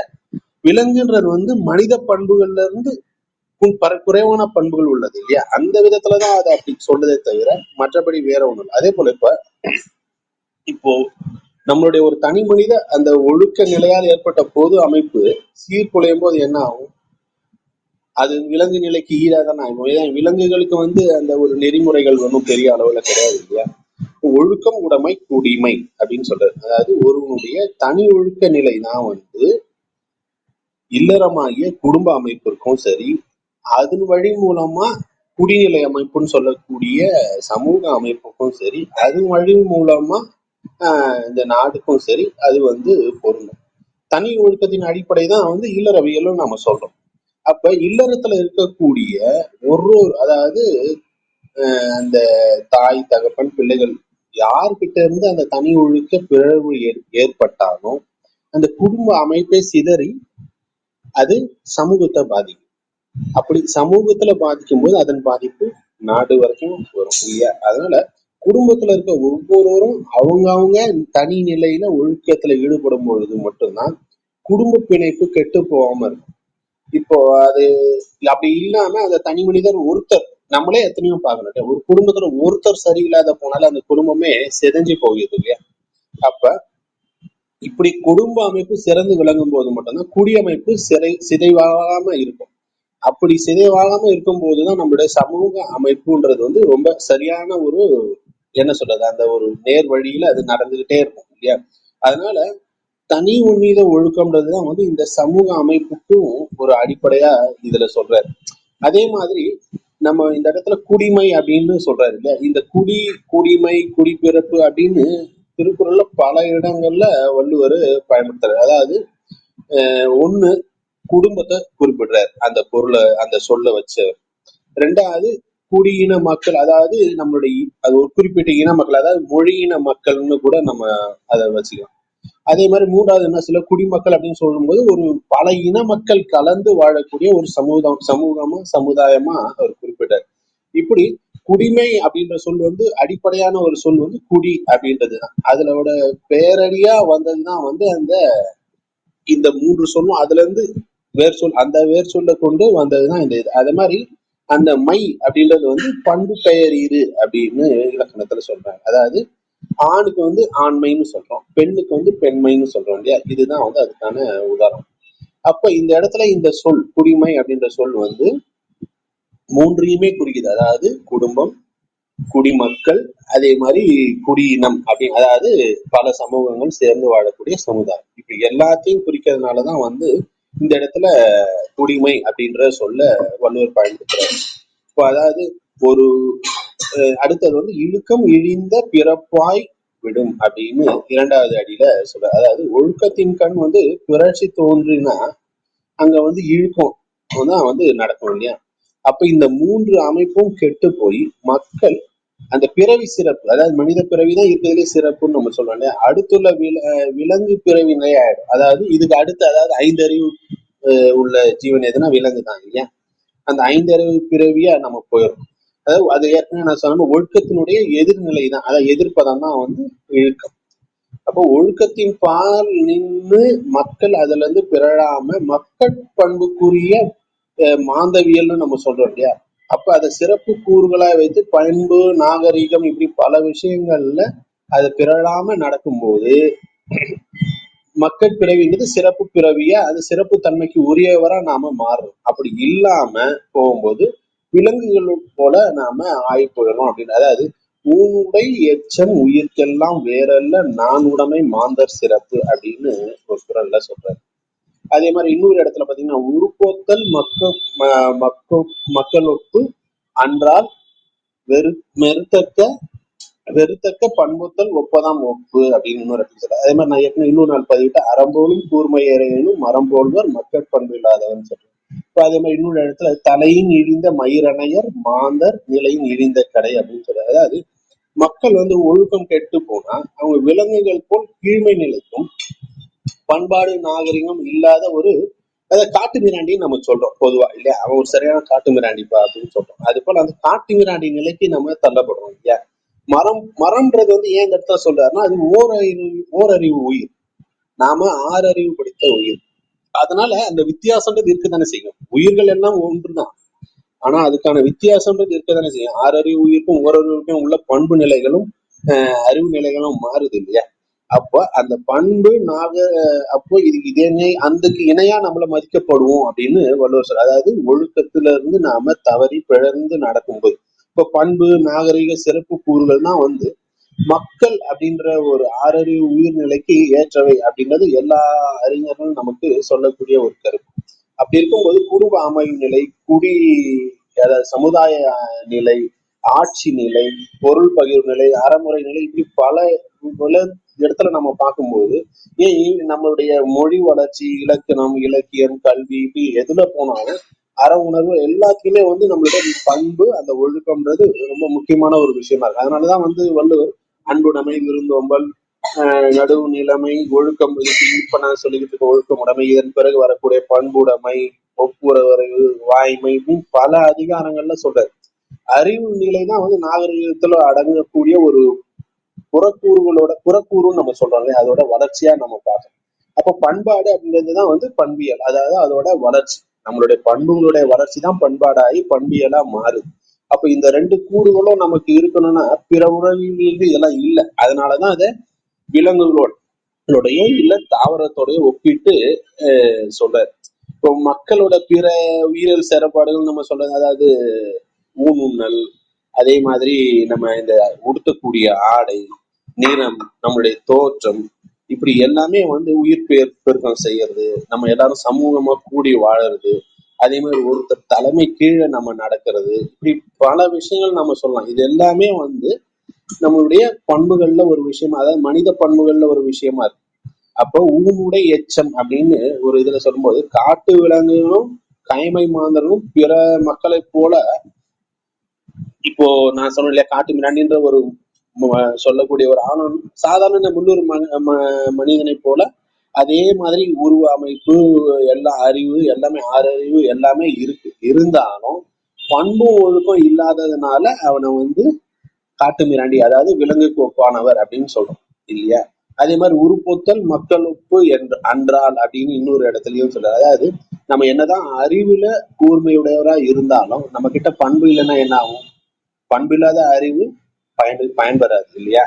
அப்ப அவரை வந்து அறம்போலும் கூர்மையரேனும் மரம்போல்வர் அப்படின்னு அந்த இடத்துல சொல்றாரு. இப்ப அதே மாதிரி மனித நிலையிலிருந்து இழிந்து, அதாவது ஒழுக்கம் தவறி இருப்பவர் தான் வந்து தலையினின்று இழிந்து பெருமை இழந்து நிற்கும் மயிருக்கு இணையாக அவரு சொல்றாரு. அதாவது நம்ம தலையில இருக்கும்போது எந்த அளவுக்கு சீராட்டி பாராட்டி நம்மளுடைய தலைமுடிய இது பண்றோமோ, ஆனா அதே உதிர்ந்து போச்சுன்னா அதுக்கு என்ன மரியாதைன்றது நம்ம யாருக்கும் சொல்லி தெரிய தேவையில்லையா? அப்ப அதான் தலைமை இழந்த மயிரணையர் அப்படின்னு சொல்றாரு. இப்படி ஒழுக்கம்ன்றது வந்து எந்த அளவுக்கு முக்கியம் அப்படின்னு நம்ம இந்த திருக்குறள் முழுக்க அவர் சொல்லிக்கிட்டே இருக்காரு. இல்ல பல இடங்கள்ல பல அந்த தலைப்புக்கு ஏற்ற மாதிரி அவர் சொல்லிக்கிட்டே வந்தாலும் அதுக்கு ஒரு முக்கியத்துவம் கொடுக்கணுங்கிறதுக்காக தான் வந்து இந்த ஒழுக்கமுடைமை அப்படிங்கிற ஒரு அதிகாரத்தையே அவரு சொல்றாரு. என்னதான் நம்ம இது சொன்ன இப்ப மற்ற இதெல்லாம் உரைகள்லாம் படிக்கும்போது கூட வேற மாதிரி எல்லாம் சொல்றாங்க. ஆனா அதெல்லாம் வந்து எந்த அளவுக்கு அது ஒத்துக்கிறதா இருக்கும்னு தெரியல. இப்ப அதே போல இப்ப இவங்க வந்து நாம என்ன சொல்ல வர்றதுன்னா, நம்மளுடைய திருக்குறள்ன்றது வந்து இப்போ ஒரு மக்களினுடைய ஒழுக்கவியல், அதாவது வாழ்வியலுக்கு தேவையான ஒழுக்கம் என்ன அப்படின்றத இந்த குறள்ல சொல்றதுனாலதான் வந்து ஏற்கனவே சொன்ன குறளுக்கு அடுத்ததா, அதாவது மூன்றாவதா இந்த குறளை வைக்கிறாரு. என்னன்னா, ஒழுக்கம் உடைமை குடிமை இழுக்கம் இழிந்த பிறப்பாய் மாறிவிடும் அப்படின்னு இந்த மூன்றாவது குறளை சொல்றாரு. இதுதான் வந்து நான் தேடி பார்த்த வரைக்கும் கிடைத்த பொருள்கள். இப்போ ஒரு நாள் நம்மால அவருடைய பர்ஸ ஒருத்தன் திருடின்னு போயிட்டான்னு காவல்துறையில போய் கம்ப்ளைண்ட் கொடுக்கறதுக்கு போனார். போன உடனே அவர் கேட்டாரு எந்த இடம் என்ன ஏதுன்னு. அந்த காவலர் கேட்டுட்டு யாரையும் செல்போன்ல தொடர்பு கொண்டார். கொஞ்ச நேரம் முயற்சி பண்ணி பார்த்துட்டு சொன்னார், சார் அவன் நம்பர் நாட் ரீச்சபிள்ல இருக்கு, அதனால உங்க பொருள் திரும்ப கிடைக்காது அப்படின்னு சொன்னாராம். இப்படிதான் இருக்கு இன்னைக்கு இருக்கக்கூடிய சமூகம். அனைவருக்கும் இந்நாள் இனிய நாளாக வாழ்த்துக்கள். நன்றி, வணக்கம். நன்றி ரவி. அருமையாக சொன்னீங்க. இந்த குடிமை பற்றி, குடிமை என்பது என்ன பற்றி மிக அருமையாக விளக்குனீங்க. தொடர்ந்து அதை பற்றி பேசுவோம். ஜோதி வந்திருக்காங்க, அவங்க இடையில வந்திருக்காங்கன்னு நினைக்கிறதோ, பணிக்கு இடையில வந்திருக்காங்கன்னு நினைக்கிறேன். அவங்களோட பதிவுக்கு பின்பு இதை பற்றி தொடர்ந்து பேசுவோம். ஜோதி இருக்கீங்களா? வணக்கம்.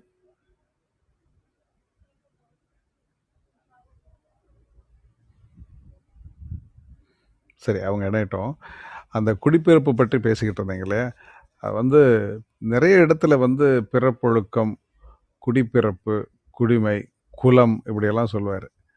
ஆனால் வந்து எல்லாத்துக்கும் முன்பே சொல்லிவிட்டார், அவர் வந்து பிறப்புக்கும் எல்லா உயிர்க்கும் என்று சொல்லிவிட்டார். அதனால் வந்து பிறப்பின் வழியே வந்து எந்த வேறுபாடும் கிடையாதுன்னு சொல்லிட்டார். அப்போ வந்து வேறுபாடு எங்கே வருதுன்னு கேட்டிங்கன்னா, இந்த ஒழுக்கம், பண்பு, அது ஏன் குடியோட தொடர்பு படுத்துறாங்கிறத இங்கே நம்ம முக்கியமாக பார்க்க வேண்டியது. அதாவது நமக்கு வந்து நோய்கள்லாம் வரும் பொழுது இது வந்து பரம்பரை நோய், இது வந்து உங்களுடைய தலைமுறைகள் வழியாக வருவது, ஹெரிடிட்டி டிசீஸ் இப்படிலாம் சொல்லுவாங்க. அதுக்கு என்ன காரணம்னு கேட்டிங்கன்னா, ஜீன்கள் வழியாக வருவது மட்டுமல்ல, நம்முடைய ஒரு வீட்டில் நம்முடைய பண்பாடு என்பது நம்முடைய உணவு, உடை, பழக்க வழக்கங்கள் எல்லாமே, இவை எல்லாமே தொடர்ந்து தலைமுறைகளாக கடத்தப்பட்டு கொண்டே வரும். அது நம்முடைய ஒவ்வொரு வீட்டிலும் அந்த பண்பாடு இருக்கும். அந்த வீட்டில் வளர்ந்த குழந்தைகள் அடுத்து பெரியவர்கள் ஆனாலும் அந்த பண்பாடு தொடர்ந்து கொண்டே இருக்கும். அந்த பண்பாடு என்பது பண்பு தொடர்புடையதல்ல. பண்பாடு என்பது அங்கு அவர்கள் கடைபிடித்த நெறிமுறைகள், வழிமுறைகள், வாழ்க்கை முறைகள் எல்லாமே. அப்போ அந்த பண்பும் அதில், அந்த பண்பாட்டில் பண்பும் சேர்ந்தது தான். அவர்கள் கடைபிடித்து வந்த நெறிமுறைகளும் தொடர்ந்து வரும், அவருடைய குழந்தைகளுக்கும் தொடர்ந்து வரும்.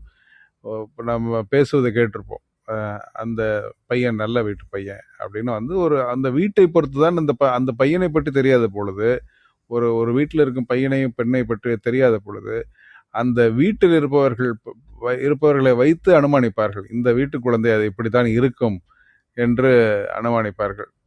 அதுதான் இந்த குடிப்பிறப்பு என்று அவர் சொல்வது வந்து மேல்குடி கீழ்குடி என்பதெல்லாமே வந்து பண்பை பொறுத்து, ஒழுக்கத்தை பொறுத்து அமையும் என்பதுதான். அதுக்கு நீங்கள் இந்த மானம் அதிகாரத்திலிருந்து கொண்டு வந்து அந்த தலையின் இழிந்த மயிரணையர் என்கிற குரலை கொண்டு வந்து படுத்தினது மிக அருமையாக இருந்தது. அது எல்லாமே வந்து அவர்களுடைய மானம் இழக்கும் பொழுது யாரும் அவர்களை ஒரு மயிருக்கு சமானமாக கூட மதிக்க மாட்டார்கள் என்பது தான் வந்து இன்றைக்கு சொல் வழக்கில் பேசுவதை அன்றைக்கே திருவள்ளுவர் குரலில் கொடுத்திருக்கிறார். சிறப்பு ரவி, அருமையான பதிவு, நன்றி. வேறு யாராவது ரவியோட கருத்துக்கு பதிவிட்டதுன்னா மறுமொழி கொடுக்கறதுனா கொடுக்கலாம்.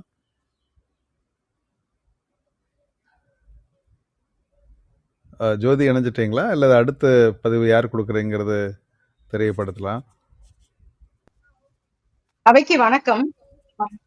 வணக்கம் வணக்கம் ஜோதி. ஆமா, அவைக்கு வணக்கம். இன்றைக்கான முற்றோதல் வந்து என்ன குரல்னு சொல்றீங்களா? இணைத்துணைத்து என்பதொன்றில்லை. இணைத்துணைத்து என்பதொன்றில்லை, விருந்தின் துணை துணை வேள்வி பயன். அவைக்கு வணக்கம். இன்றைக்கு எடுத்திருக்கிற அதிகாரம் வாய்மை, 30வது அதிகாரத்துல அறத்துப்பால்ல வருது. ராகம் பேகடா ராகம். பேகடா வந்து 29வது மேளமாகிய தீர சங்கராபரணத்தோட ஜன்னிய ராகம். தாளம் வந்து திஸ்ரஜாதி ஏகத்தாளம் போட போறேன், ரெட்டக்கலையில போட போறேன், தக்கிட்ட தக்கிட்ட அப்படி போட போறேன். பேகடா ராகத்துல ஆரோகணம் அவரோகணம். சகரிகமா பத பச சனித பமகரிசா. வாய்மை எனப்படுவது யாதெனின் யாதொன்றும் தீமையில்லாத சொல்லல்.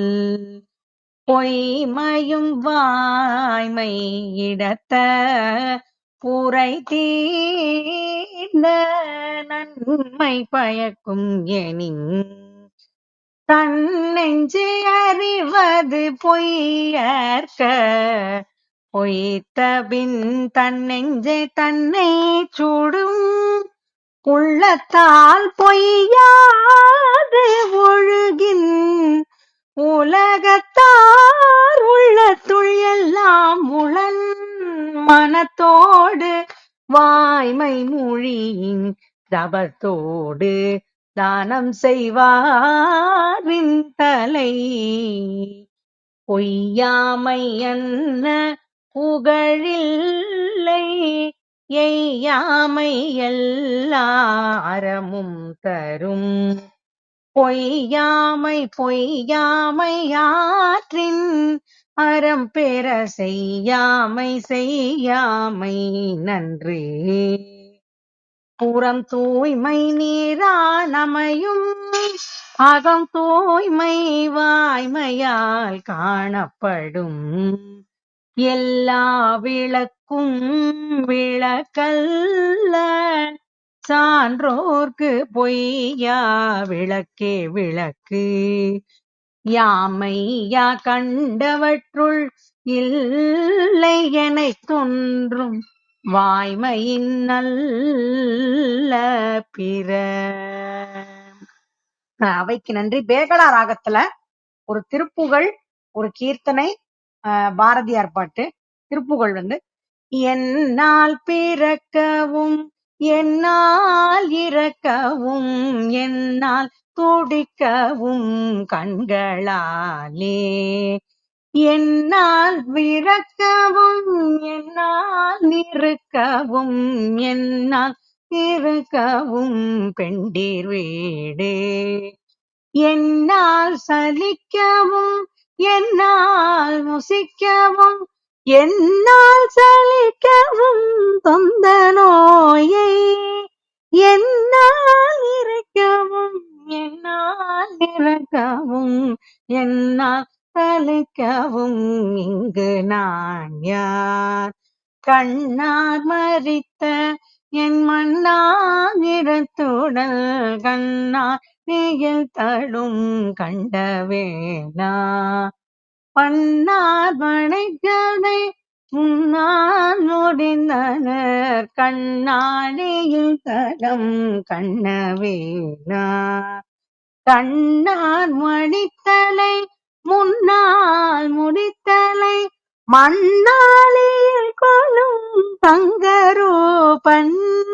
மன்னா குணத்தியன் மன்ன தவர் மன்னா பர்வர் மன்னா மூவர் கோவர் தம்பிரானே. அதற்கு கீர்த்தனை அனுதின முழுகா மூவையா ஆதி வெங்கடேஸ்வரா. அப்புறம் கடை கண் வைத்தென்னை ஆழம் வர்ணம் இந்த சால மோஜேசேனி இந்த சால மோஜே. அது இருக்குது தயானே தே மாமா. பாரதியார் பாட்டு வந்து தீராத விளையாட்டு பிள்ளை கண்ணன் தெருவிலே பெண்களுக்கோயாத தொல்லை தீராத விளையாட்டு பிள்ளை. வேகட ராகம் கேள்விப்பட்டிருக்கீங்க அரவிந்த் ஐயா? அருமை அருமைடா ஜோதி. இந்த கண்ணாமூச்சி ஏனடா பாட்டு அந்த ராகமா? இல்ல இல்ல இல்ல, இது வந்து பேகடா ராகம்ங்க. கண்ணாம்பூச்சி என்னடா வந்து நாட்டக்குறிஞ்சி. ஓ, அது அதனோட சேருமா? தாய் ராகம் ஒன்றா இரண்டுக்கும்? நாட்டக்குறிஞ்சி வந்து அரிக்காம்பூஜியோட ஜன்னிய ராகம் தான். பேகடால ஒரு சினிமா பாட்டு. பேகடா வந்து 29வது மேளமாகிய தீர சங்கராபரணத்தோட ஜன்னிய ராகம்.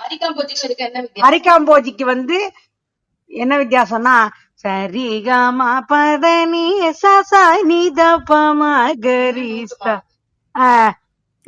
ஒற்றுமை இருக்கா ஜோதி? ஏதாவது ஒற்றுமை இருக்குங்க. அதாவது பேகடால வந்து கொஞ்சம் மிக்ஸ்டாவே வருதுங்க. என்னது இப்ப நீ 2 வருது, நீ 1 வருது, நீ 2 வருது, இந்த மாதிரி. சரி சரி. நீங்க பாடும்போது அந்த ராகம் பாடும்போது எனக்கு அந்த பாடல் 28வது மேளம் 28 29ங்க. அந்த ஒரு நோட்டு மாறுமாட்டிருக்கு. ஓ, அடுத்த மேளமே இல்ல, ஒரே ஒரு நோட்டு தானே மாறுது. கொஞ்சம் ஷேட் வந்து அது மாதிரியே தெரியற மாதிரி கூட இருக்கலாம்னு நினைக்கிறேன். உண்மைதான் உண்மைதான் உண்மைதான். ரொம்ப அழகான ராகம். இந்த ராகம் கேட்கும் போதே அந்த ராகத்தினுடைய இயல்பே அவ்வளவு இனிமையா இருக்கு. அதுல திருப்புகள் வந்து பாத்தீங்கன்னா திருப்புகளை பாட பாட வாய்மணக்குன்னு ஒரு பாடலே இருக்கும் இல்லையா? அது திருப்புகளை வேற இந்த பேகடா ராகத்தோட சேர்த்துனதுல அவ்வளவு இனிமை. கூட ஜோதியோட குரல் வேற. ரொம்ப என்னடா வயலூர், அதான் ஒவ்வொரு ஸ்தலத்து மேல பாடுவாங்கல்ல, வயலூர் முருகன். ஓ, வயலூர் முருகன் மேல பாடினது அருணகிரிநாதர். வயலூருக்கே போனதில்ல. சரி சரி. அப்பா கந்தசாமி அங்கிள் எப்படி இருக்காரு அரவிந்த் ஐயா? கந்தசாமி அங்கிளா? அருமையா இருக்காரு, கோவையில இருக்காரு. ஆமா, அருமை, ரொம்ப அருமையா பாடுனீங்க. ஒரு ஜோதிக்கு வந்து என்னன்னா ஒரு வேண்டுகோள், நீங்க வந்து இன்னும் ஏன்னா ஜோதி மாதிரியான இளம் கலைஞர்கள் தான் வந்து இசையில வந்து தமிழ் படுத்துற முக்கியமான பணியை செய்ய வேண்டிய இடத்துல நீங்கெல்லாம் இருக்கிறீங்க. அதனால வாய்ப்பு இருக்கும் பொழுதெல்லாம் தமிழ் இசையை வந்து இப்ப எப்படி பாரதியார் பாடலை கொண்டு வர்றீங்களோ, திருப்புகள் கொண்டு வர்றீங்களோ, அது மாதிரி தொடர்ந்து. ஏன்னா கர்நாடக சங்கீதம் என்றாலே வந்து தெலுங்கு கீர்த்தனைகளும் இன்னும் பல சமஸ்கிருத கீர்த்தனைகளும் என்பது போல ஆகிவிட்டது. அப்படி இல்லாம நம்ம வந்து நம்முடைய தமிழ் இசைகளை கொண்டு போய் இசையில் சேர்க்க வேண்டியது வந்து நம்ம எல்லோருக்குமே இருக்கிற ஆவல், கடமை எல்லாமே இருக்கு. அது வந்து ஜோதிக்கு வெகு எளிதாக வருகிறது. அது வந்து ஏன்னா இசை எல்லாரும் படிக்கிறாங்க, ஆனா இசை படித்தவர்கள்லாம் திருப்புகள் படிக்கிறாங்களான்னா இல்லை, மிக குறைவு தான். அதை நீங்க ரொம்ப அருமையா பண்ணிட்டு இருக்கிறீங்க. தொடர்ந்து அதை பண்ணுங்க. தமிழிசையை வந்து கொண்டு போய் உலகம் முழுவதும் சேர்த்துங்க. அது வந்து நம்ம அவையின் சார்பில் வேண்டுகோள் ஜோதிக்கு. கண்டிப்பா தமிழிசை கொண்டு சேர்க்கணும். நன்றிங்க. அவைக்கு மிக்க நன்றி. நன்றி. வேறு யாராவது ஜோதிக்கு கருத்துரை வழங்குறீங்கன்னா வழங்கலாம். தோழர் அரவிந்த் சொன்ன அதே கருத்தை நானும் வழிமொழிகிறேன். சிறப்பு நீங்க தமிழுக்கு கொண்டு வரணும் தாயி. ஒன்று. ரெண்டாவது, பாடல்கள் மற்ற விஷயங்கள் எல்லாம் சிறப்பாக இருந்தால் கூட அது பற்றிய எங்களுக்கு எல்லாம் ஞானம் அதிகமாக இல்லாட்டாலும் அந்த முதல்ல பாரதியார் பாடலை ரசிச்சோம். அது போல அந்த ஆரம்பத்துல அதை நுழைகிறதுக்கு முன்னால இந்த தாளத்தை போட போறேன்னு ஒரு ஸ்லோ மோஷன்ல இந்த ஜோதி பொண்ணு கொடுத்த பாருங்க. என்னமோ அந்த தாளம் எனக்கு வரல, சட்ட சட்ட சட்டன்னு சொல்லிட்டு கொடுத்த அருமை அருமை அப்படின்னு நான் எனக்கு அவ்வளவு அழகா சிரிச்சுக்கிட்டே ரசிச்சம்மா. ஸ்லோ மோஷன்ல ஓடுனது சிறப்பு தாயி.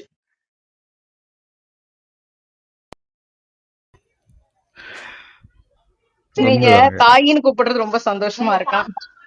தாயே அப்படின்னு கூப்பிடுறது சிறப்பா நன்றி அமைக்கு நன்றி. வாழ்த்தி சரி. அனைவருக்கும் நன்றி. மீண்டும் வாழ்த்துக்கள் ஜோதி.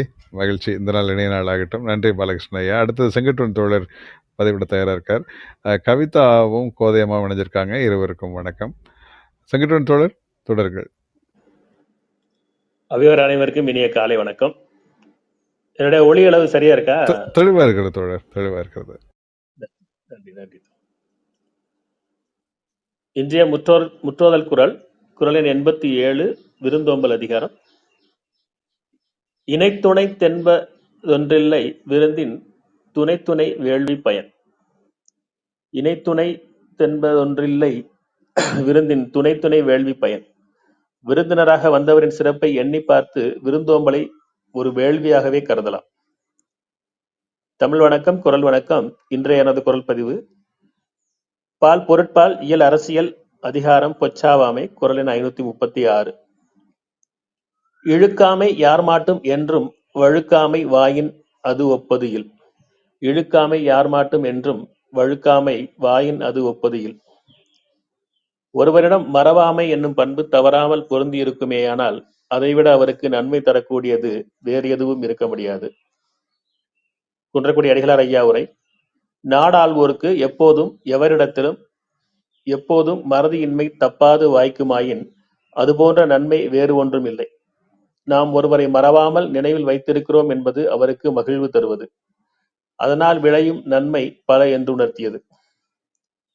கவிஞர் மருதுபாண்டியன் உரை. தவறாமல் அல்லது மறக்காமல் நடக்கும் பண்பு யாரிடமாவது இருக்கும் என்றால் அதற்கு ஒப்பான நன்மை வேறெதுவும் இல்லை. திருக்கவிதை. மறத்தல் யாருக்கும் எளிது, அந்த மறத்தலை மறப்பது அரிது. அத்தகு அரிதானவன் நன்மைக்கும் என்றும் உரிதானவன். நிலைமிசை வாழும் அரி தான் அவன். மீண்டும் ஒருமுறை. மறத்தல் யாருக்கும் எளிது, அந்த மறத்தலை மறப்பது அரிது. அத்தகு அரிதானவன் நன்மைக்கு என்றும் உரிதானவன். நிலைமிசை வாழும் அரி தான் அவன். மறதி துன்பம். ஒரு பாடல், ரொம்ப நாளா பாட்டை பாடல. மறதியை பட்ட பாட்டு இல்ல, இது ஞாபகம் மறதி பாட்டு. ஆட்டோகிராஃப் படத்துல இருந்து.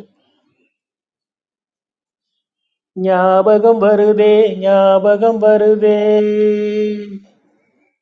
ஞாபகம் வருதே ஞாபகம் வருதே, பொக்கிஷமாக நெஞ்சில் புதைந்த நினைவுகள் எல்லாம் ஞாபகம் வருதே.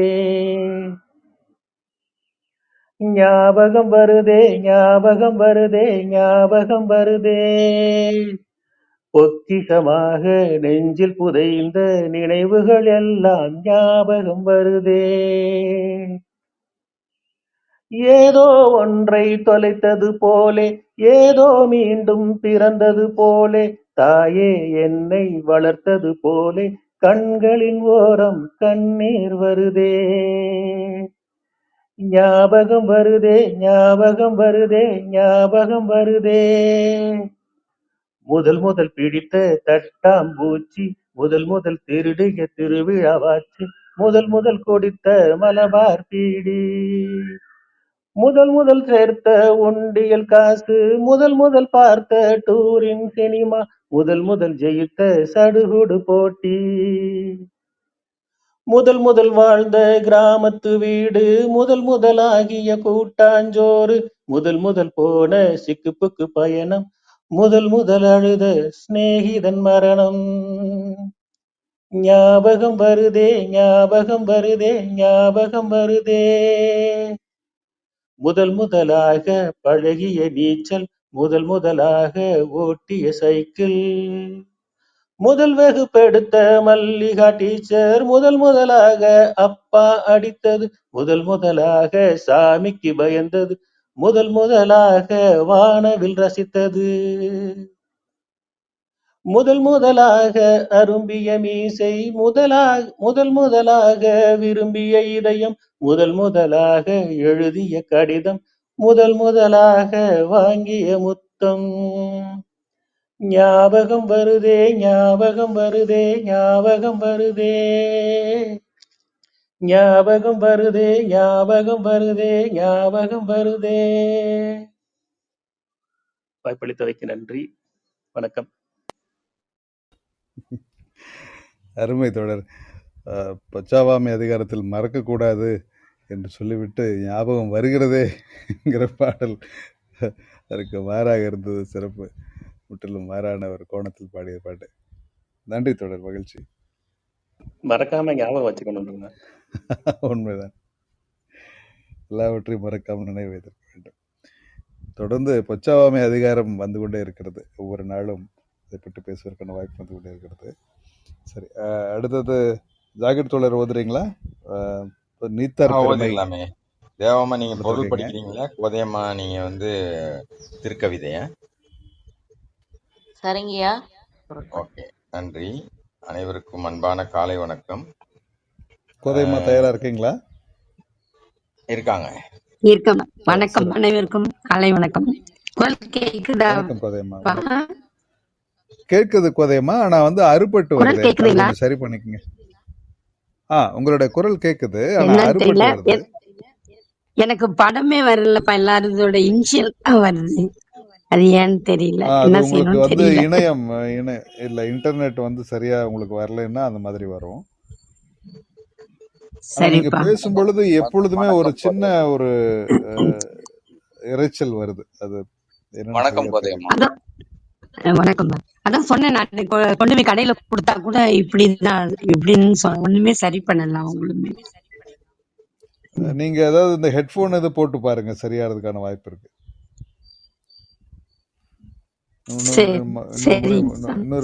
இன்னொரு சமயத்துல முயற்சி பண்ணி பாருங்க. நீங்க பதிவு பண்ணுங்க. உங்களோட குரல் கேக்குது, ஒன்னும் குழப்பம் இல்லை. தொடருங்க. வாசிக்கும் போது ரொம்ப தொந்தரவா இருக்குமே பாக்குறேன், சரியா கேட்காது.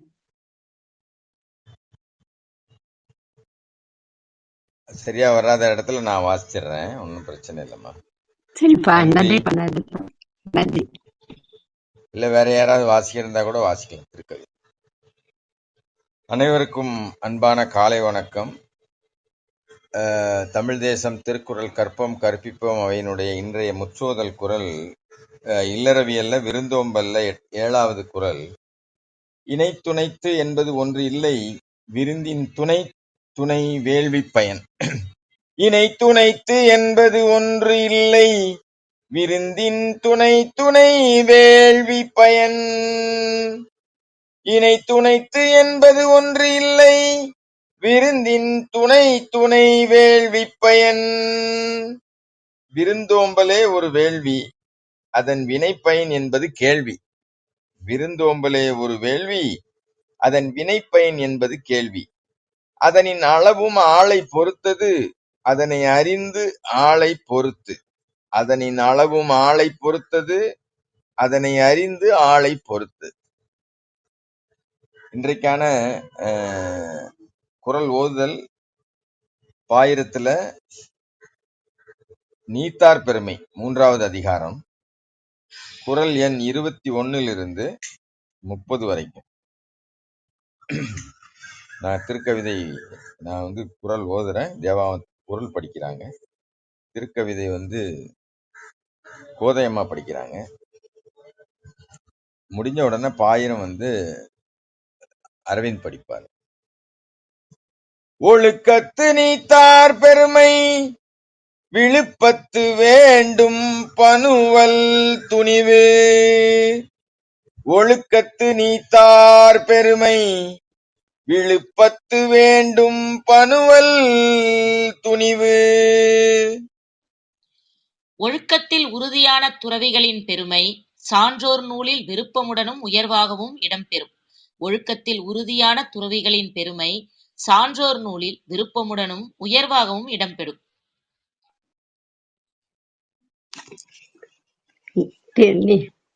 வாய்ப்பில்லாமல் தவிர்ப்பது வழக்கம், வாய்ப்புகள் இருந்தும் தவிர்ப்பது ஒழுக்கம். அத்தகு ஒழுக்கத்தை கடைப்பிடிக்கும் ஆளுக்கு நூல்களும் குடைப்பிடிக்கும். வாய்ப்பில்லாமல் தவிர்ப்பது வழக்கம், வாய்ப்புகள் இருந்தும் தவிர்ப்பது ஒழுக்கம். அத்தகு ஒழுக்கத்தை கடைப்பிடிக்கும் ஆளுக்கு நூல்களும் குடைப்பிடிக்கும். துறந்தார் பெருமை துணை கூறின் வையத்து இறந்தாரை எண்ணிக் கொண்டற்று. துறந்தார் பெருமை துணை கூறின் வையத்து இறந்தாரை எண்ணிக் கொண்டற்று. உலகில் இறந்தவர்களின் எண்ணிக்கை எவ்வளவு என்று கூற முடியுமா? அதுபோலத்தான் உண்மையாகவே பற்றுகளை துறந்த உத்தமர்களின் பெருமையும் அளவிட முடியாது. உலகில் இறந்தவர்களின் எண்ணிக்கை எவ்வளவு என்று கூற முடியுமா? அதுபோலத்தான் உண்மையாகவே பற்றுகளை துறந்த உத்தமர்களின் பெருமையையும் அளவிடவே முடியாது. பிற வாடை தவிர்த்து துறவாடை தரித்து வாழ்பவர்களின் வாழ்க்கையை மிகைப்படுத்த அல்ல வகைப்படுத்த. மெய்விட்டு போனவர்களை எண்ணு, கைவிட்டு எண்ணிக்கையை எண்ணு. பிறவாடை தவிர்த்து துறவாடை தரித்து வாழ்பவர்களின் வாழ்க்கையை மிகைப்படுத்த அல்ல வகைப்படுத்த. மெய்விட்டு போனவர்களை எண்ணு, பிறவாடை கைவிட்டு தவிர்த்து எண்ணிக்கையை எண்ணு. துறவாடை தரித்து வாழ்பவர்களின் வாழ்க்கையை மிகைப்படுத்த அல்ல வகைப்படுத்த. மெய்விட்டு போனவர்களை எண்ணு, கைவிட்டு எண்ணிக்கையை எண்ணு. இருமை வகை தெரிந்து ஈண்டு அறம்பூண்டார் பெருமை பிறங்கிற்று உலகு. இருமை வகை தெரிந்து ஈண்டு அறம்பூண்டார் பெருமை பிறங்கிற்று உலகு. நன்மை எது தீமை எது என்பதை ஆராய்ந்தறிந்து நன்மைகளை மேற்கொள்ளுபவர்களே உலகில் பெருமைக்குரியவர்கள். நன்மை எது தீமை எது என்பதை ஆராய்ந்தறிந்து நன்மைகளை மேற்கொள்ளுபவர்களே உலகில் பெருமைக்குரியவர்கள். துறவோடு கொள்ளுவாய் உறவு, அது செலவல்ல சேமிக்கும் வரவு. அதன் மூலம் பெருமை அடையும் உந்தன் மறுமை. இன்னும் இன்மை இனிதாகும் உண்மை, அதையே பேசும் ஆண்டும் நீ அண்டத்தை விட்டு மாண்டும். துறவோடு கொள்ளுவாய் உறவு, அது செலவல்ல சேமிக்கும் வரவு. அதன் மூலம் பெருமை அடையும் உந்தன் மறுமை. இன்னும் இன்மை இனிதாகும் உண்மை, அதையே பேசும் ஆண்டும் நீ அண்டத்தை விட்டு மாண்டும். உரன் என்னும் தோட்டியான் ஓரைந்தும் காப்பான் வரன் என்னும் வைப்பிற்கு ஓர் வித்து. உரன் என்னும் தோட்டியான் ஓரைந்தும் காப்பான் வரன் என்னும் வைப்பிற்கு ஓர் வித்து. உறுதி என்ற அங்குசம் கொண்டு ஐம்பொறிகளையும் அடக்கிக் காப்பவன் துறவறம் என்னும் நிலத்திற்கு ஏற்ற விதையாவான். உறுதி என்ற அங்குசம் கொண்டு ஐம்பொறிகளையும் அடக்கிக் காப்பவன் துறவறம் என்னும் நிலத்திற்கு ஏற்ற விதையாவான். பொறி ஒரு பொறி அழித்துப் போவதில் கரி. ஆக்க வேண்டுமா அதை உன்வசம். உறுதி என்று அதற்கு தேவையொரு அங்குசம்.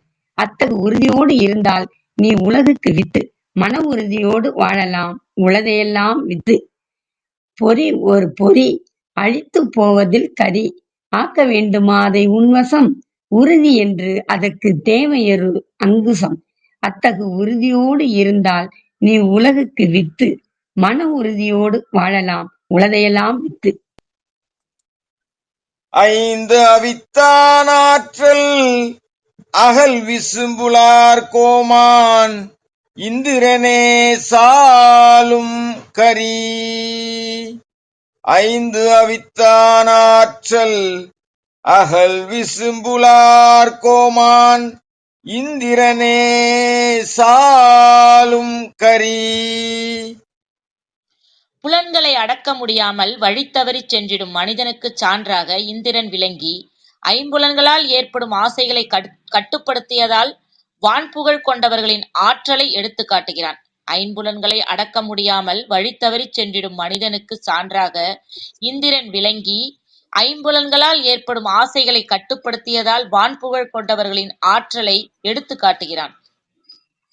ஐம்புலன்களையும் அடக்கியவன் வலுவான தந்திரன், அடக்காதோன் வலுவான இந்திரன். ஐம்புலன்களையும் அடக்கியவன் வலுவான தந்திரன், அடக்காதோன் வலுவான இந்திரன்.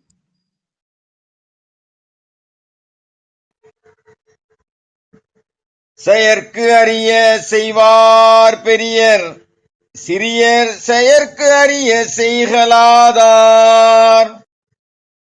செயற்கு அரிய செய்வார் பெரியர், சிறியர் செயற்கு அரிய செய்கலாதார். பெருமை தரும் செயல்களை புரிவோரை பெரியோர் என்றும், சிறுமையான செயல்களை அன்றி பெருமைக்குரிய செயல்களை செய்யாதவர்களை சிறியோர் என்றும் வரையறுத்துவிட முடியும். பெருமை தரும் செயல்களை புரிவோரை பெரியோர் என்றும், சிறுமியான செயல்களை அன்றி பெருமைக்குரிய செயல்களை செய்யாதவர்களை சிறியோர் என்றும் வரையறுத்து விட முடியும். அரிதான செயல்கள் ஆருக்கு புரியும்? பெரிய மனங்களே அறிவாக தெளிவாக அகுதினை புரியும். பெரிய மனமதை சிரமம் என்று செப்பும், செய்திடாமல் தப்பும். அரிதான செயல்கள் ஆருக்கு புரியும்? பெரிய மனங்களே அறிவாக தெளிவாக அகுதினை புரியும். சிறிய மனம் அதை சிரமம் என்று செப்பும், செய்திடாமல் தப்பும். சுவை ஒளி ஊறு ஓசை நாற்றம் என்று ஐந்தின் வகை தெரிவான் கட்டே உலகு. சுவை ஒளி ஊறு ஓசை நாற்றம் என்று ஐந்தின் வகை தெரிவான் கட்டே உலகு. ஐம்புலன்களின் இயல்பை உணர்ந்து அவற்றை அடக்கியாளும் திறம் கொண்டவனே உலகம் போற்றும். ஐம்புலன்களின் இயல்பை உணர்ந்து அவற்றை அடக்கியாளும் திறன் கொண்டவனையே உலகம் போற்றும். கண்டல் கேட்டல் உண்டல் முகர்தல் உணர்தல் தெளிவாய் உணர்ந்தவனிடத்தில் அவனி வரும் பவனி. கண்டல் கேட்டல் உண்டல் முகர்தல் உணர்தல் தெளிவாய் உணர்ந்தவனிடத்தில் அவனி வரும் பவனி. நிறைமொழி மாந்தர் பெருமை நிலத்து மறைமொழி காட்டிவிடும். நிறைமொழி மாந்தர் பெருமை நிலத்து மறைமொழி காட்டிவிடும். சான்றோர்களின் பெருமையை இந்த உலகில் அழியாமல் நிலைத்து நிற்கும் அவர்களது அறவழி நூல்களை எடுத்துக்காட்டும். சான்றோர்களின் பெருமையை இந்த உலகில் அழியாமல் நிலைத்து நிற்கும் அவர்களது அறவழி நூல்களை எடுத்துக்காட்டும். வாக்கை கருதி வாழ்பவர்களுக்கெல்லாம் உயிர் போன உடனே உடன் போகும் ஆக்கை உலகம் மறவாது அவ்வளவு எளிதாய் அத்தகையோர் போக்கை. வாக்கை கருதி வாழ்பவர்களுக்கெல்லாம் உயிர் போன உடனே உடன் போகும் ஆக்கை உலகம் மறவாது அவ்வளவு எளிதாய் அத்தகையோர் போக்கை. குணமென்னும் குன்று ஏறி நின்றார் வெகுளி கணமேயும் காத்தல் அரிது. குணமென்னும் குன்று ஏறி நின்றார் வெகுளி கணம் ஏயும் காத்தல் அரிது. குணக்குன்றுகளான பெரியவர்கள் கோபம் கொண்டால் அந்த கோபம் அவர்கள் உள்ளத்தில் ஒரு கணம் கூட நிலைத்து நிற்காது. குணக்குன்றுகளான பெரியவர்கள் கோபம் கொண்டால் அந்த கோபம் அவர்கள் உள்ளத்தில் ஒரு கணம் கூட நிலைத்து நிற்காது. சான்றோர்க்கு ஓமையொரு குணக்குன்றும் அவரிடத்தில் சலிக்காமல் சில நொடியில் சினம் குன்றும்.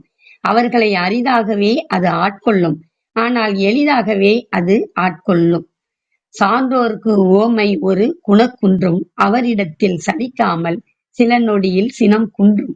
அவர்களை அரிதாகவே அது ஆட்கொள்ளும், ஆனால் எளிதாகவே அது ஆட்கொள்ளும். அந்தணர் என்போர் அறவோர் மற்றிய உயிர்க்கும் செந்தன்மை பூண்டொழுகலான்.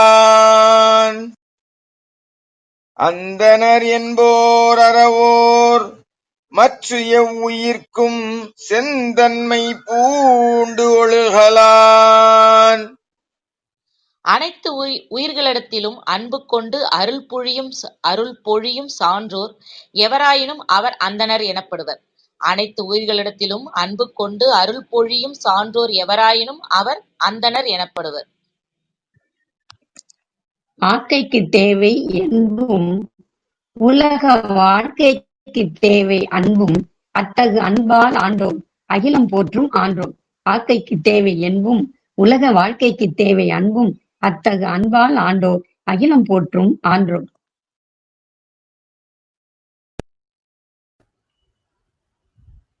நன்றி. திருக்குறள் பாவுரை கவிஞர் செங்கை புதுவன் அவர்கள் இயற்றியது.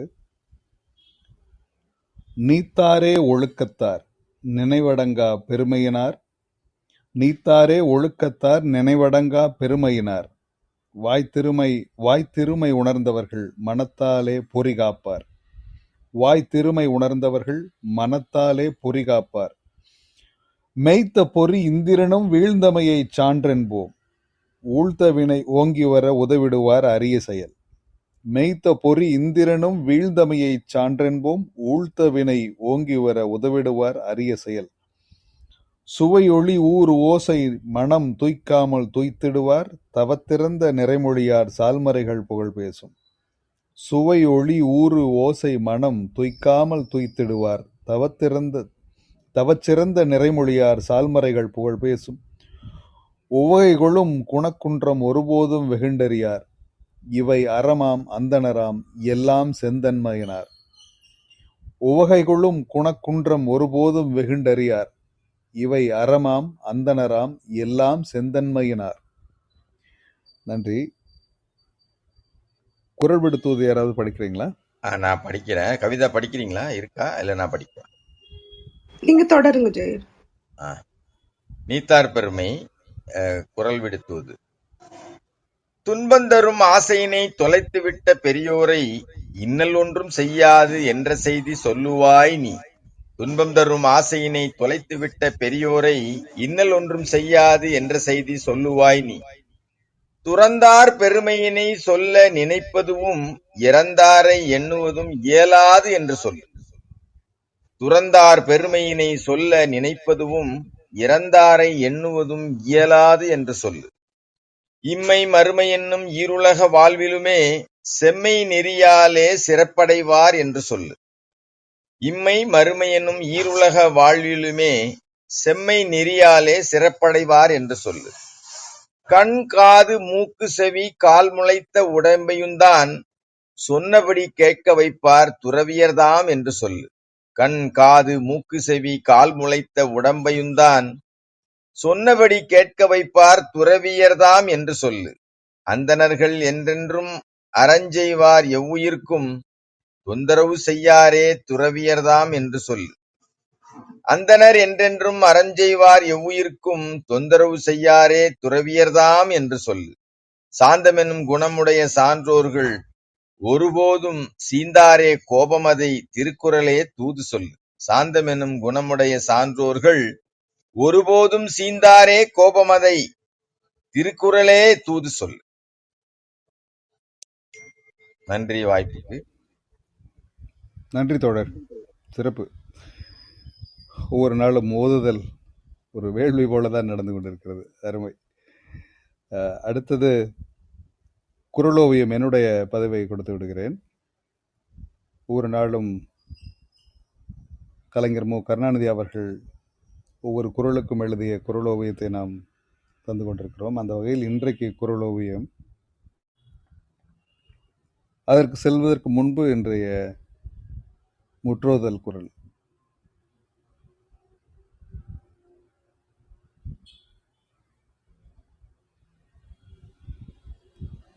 அதிகாரம் விருந்தோம்பல். குறள் எண் 87. இணைத்துணைத்தென்பதொன்றில்லை விருந்தின் துணைத்துணை வேள்வி பயன். இணைத்துணைத்தென்பதொன்றில்லை விருந்தின் துணைத்துணை வேள்வி பயன். அடுத்து கலைஞர் அவர்களுடைய குறளோவியம். இன்றைய குறளோவியத்தினுடைய தலைப்பு பழிமறக்கும் பான்மை. கணவன் தன் மனைவிக்கு தவறிழைத்து விடுகிறான். பெரிய தவறு எதுவாயிருக்கும்?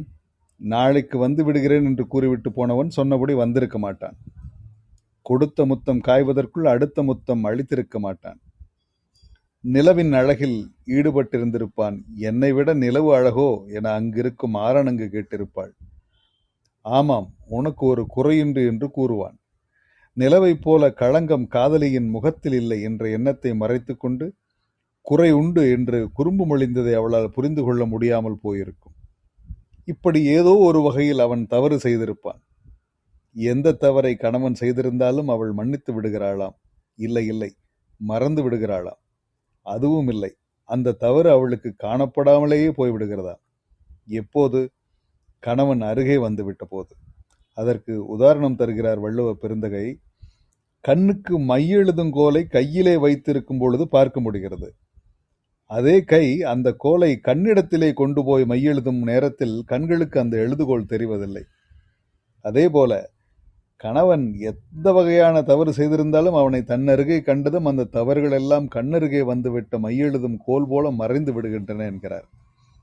வரட்டும், சொல்லுகிறேன், என்ன பாடுபடுத்துகிறேன். என்னை அழைக்காமல் விழாவுக்கு இவர் மட்டும் எப்படி போகலாம்? என் மனம் நோக நடந்தவரை நான் சும்மா விடப்போவதில்லை. இப்படியெல்லாம் கச்சை கட்டி கொண்டு நிற்கிறாள். அவன் வந்துவிட்டதும் தன் கோபத்தை எல்லாம் மறந்து அவன் மீது சுமத்திய குற்றச்சாட்டுகளை நினைக்கவே முடியாமல் வேறு ஒரு புது லோகத்துக்கு போய்விடுகிறாள். மையெழுதுகோல் போல கணவன் தவறுகள் மறைந்தே விடுகின்றன. வள்ளுவர் குறள் அதைத்தான் அழகாக விளக்குகிறது. எழுதுங்கார் கோல்காணா கண்ணேவோர் கொண்கன் பழிகானேன் கண்டவிடத்து. எழுதுங்கார் கோல்காணா கண்ணேபோர் கொண்கன் பழிகானேன் கண்டவிடத்து என்பதுதான் அந்த குறள். நன்றி அனைவருக்கும்.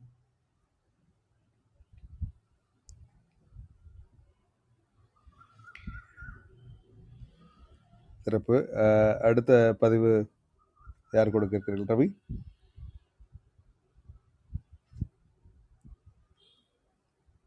அடுத்த பதிவுக்கு யாராவது தயாரா இருக்கீங்களா? தேவாமா கொடுக்கல, இன்னும் உதயமா கொடுக்கல, கார்த்தீஸ்வரி அவங்களும் கொடுக்கல. ஆமா, பதிவிட விரும்புபவர்கள் கொடி உயர்த்தி சமிக்கை காட்டலாம். குறைந்தபட்சம் அன்மியூட் பண்ணி சொல்லலாம். யாரும் இல்லையா பதிவு கொடுப்பதற்கு? இசைமணி மாலை என்ற பெயரில் ஒருவர் இணைந்திருக்கிறார். வணக்கம் இசைமணி மாலை. கோதையம்மா ஆன் பண்ணிருக்காங்க. கோதையம்மா வணக்கம். வணக்கம். நான் முற்றோதல் குரல் மட்டும் கொடுத்துறேன்பா. பதிவிடுங்க கோதையம்மா. அனைவருக்கும் இனிய காலை வணக்கம்.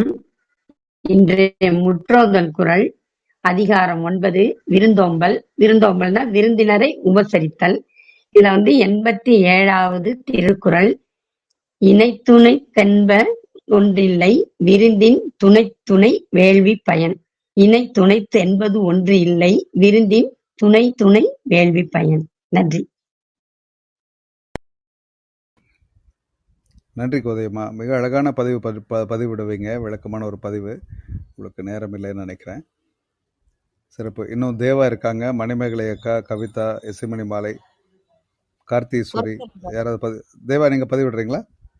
பதிவிடுறேன். பொறுத்த உடனே பதில் சொல்ல முடியாது வெளியில இருந்தனால. மகிழ்ச்சி. தொடருங்கள். வணக்கம்.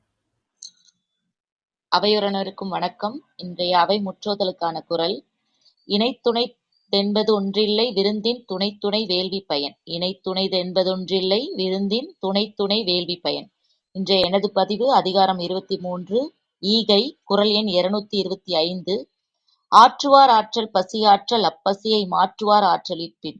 ஆற்றுவார் ஆற்றல் பசியாற்றல் அப்பசியை மாற்றுவார் ஆற்றலிற்பின். பசியை பொறுத்து கொள்ளும் நோன்பை கடைபிடிப்பதை விட பசித்திருக்கும் ஒருவனுக்கு உணவு அளிப்பதே சிறந்ததாகும். பசியை பொறுத்து கொள்ளும் நோன்பை கடைபிடிப்பதை விட பசித்திருக்கும் ஒருவனுக்கு உணவு அளிப்பதே சிறந்ததாகும். குறள் எண் 226. அற்றார் அழிப்பசி தீர்த்தல் அஃதொருவன் பெற்றான் பொருள்வை புழி. அற்றார் அழிப்பசி தீர்த்தல் அஃதொருவன் பெற்றான் பொருள்வை புழி. பட்டினி என சொல்லி வந்தவரின் பசியை தீர்ப்பது வீண் போகாது. அதுவே தான் தேடிய பொருளை பிற்காலத்தில் உதவுவதற்கு ஏற்ப சேமித்து வைக்கக்கூடிய கருவூலமாகும். பட்டினி என சொல்லி வந்தவரின் பசியை தீர்ப்பது வீண் போகாது. அதுவே தான் தேடிய பொருளை பிற்காலத்தில் உதவுவதற்கு ஏற்ப சேமித்து வைக்கக்கூடிய கருவூலமாகும். அடுத்து முதுமொழி காஞ்சியில் துவ்வாப்பத்தில் ஒரு செய்யுள். அறிவிலி துணைப்பாடு தனிமையின் துவ்வாது. அறிவிலி துணைப்பாடு தனிமையின் துவ்வாது. அறிவில்லாதவின் துணையை பெறுவதை காட்டிலும் தனியாக நிற்பதே தனியாக நிற்பதை விட துன்பத்தை தரும். அறிவில்லாதவனின் துணையை பெறுவது தனியாளாக நிற்பதை விட துன்பத்தை தரும். ஆம், மடையர் தொடர்பே மாபெரும் துன்பம். இதற்கு ஒட்டிய குறள் தெரிந்து தெளிதல் இல்ல. குறள் எண் 508. தேரான் பிறனை தெளிந்தான் வழிமுறை தீரா இடும்பை தரும். தேரான் பிறனை தெளிந்தான் வழிமுறை தீரா இடும்பை தரும்.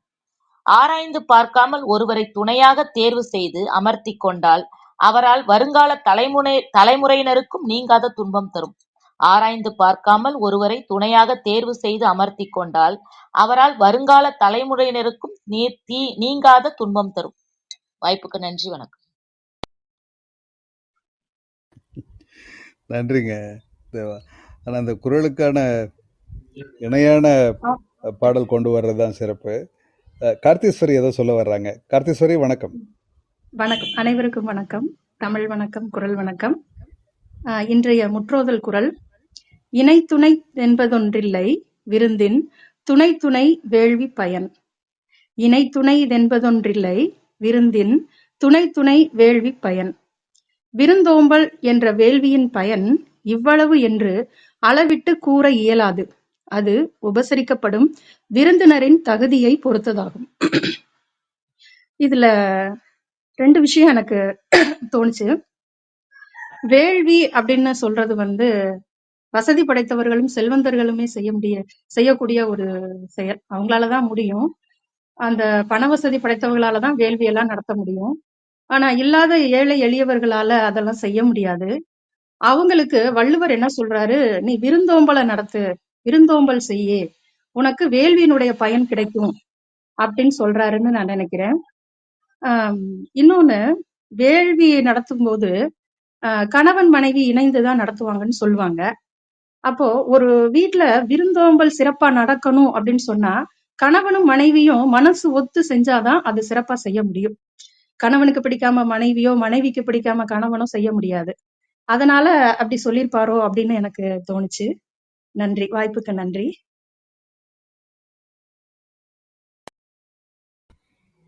நன்றிங்க கார்த்தீஸ்வரி. அதாவது வேள்வி என்பது ஒன்றை வேண்டி செய்வது, அதுதான் வேள்விங்கிறது. அது நம்முடைய மரபில் இல்லாத மாற்று மரபினர் தீயை எரித்து செய்வது அது யாகம்னு சொல்லுவாங்க. ஆனால் வேள்வி என்பது வேட்புங்கிறது ஒரு விருப்பத்திற்காக, ஒன்று வேண்டும் என்பதற்காக ஒரு செயலை செய்வது தான் வேள்வி. அதை விரும்பி செய்வது, விருந்தோம்பலை விரும்பி செய்தல். அதனுடைய பயன் என்ன அப்படிங்கிறது காலையில் இது பற்றி தொடர்ந்து பேசணும். என்ன கேட்டாங்கன்னா, அது விருந்தோம்பலின் பயன் எப்படி விருந்தினர்களுடைய தகுதியை போல் எப்படி அமையும், விருந்தினர் தகுதிக்கும் பயனுக்கும் என்ன தொடர்பு என்பது பற்றி பேசிக்கொண்டிருந்தோம். விருந்தினர் யாருக்கு விருந்தளிக்கிறீர்கள் என்பதை பொறுத்து, நீங்கள் விருந்தளிப்பது நீங்கள் எல்லோருக்கும் ஒரு போலத்தான் விருந்தளிப்பீர்கள். அதனுடைய பயன் என்பது யாருக்கு போய் சேர்கிறது என்பதை பொறுத்து தான். ஒரு வறியவருக்கா, ஒரு கல்வி கற்றவருக்கா, ஒரு சான்றோருக்கா, இல்லை ஈகையாளருக்கா, இல்லது அறமல்லாத ஒருவருக்கா என்பதை பொறுத்து அதனுடைய வேள்வி பயன். வேள்வி போல விருந்தோம்பலை செய்பவர்கள் செய்தாலும் கூட அதனுடைய பயன் என்பது யாருக்கு அளிக்கிறீர்கள் என்பதை பொறுத்து இருக்கும் என்று குறிப்பிடுகிறார் அந்த குறள்ல. நன்றிங்க கார்த்தீஸ்வரி. வேற யாராவது இதற்கான மறுபடி பதிவிடுறீங்களா, அல்லது அடுத்த பதிவுக்கு போகலாமா?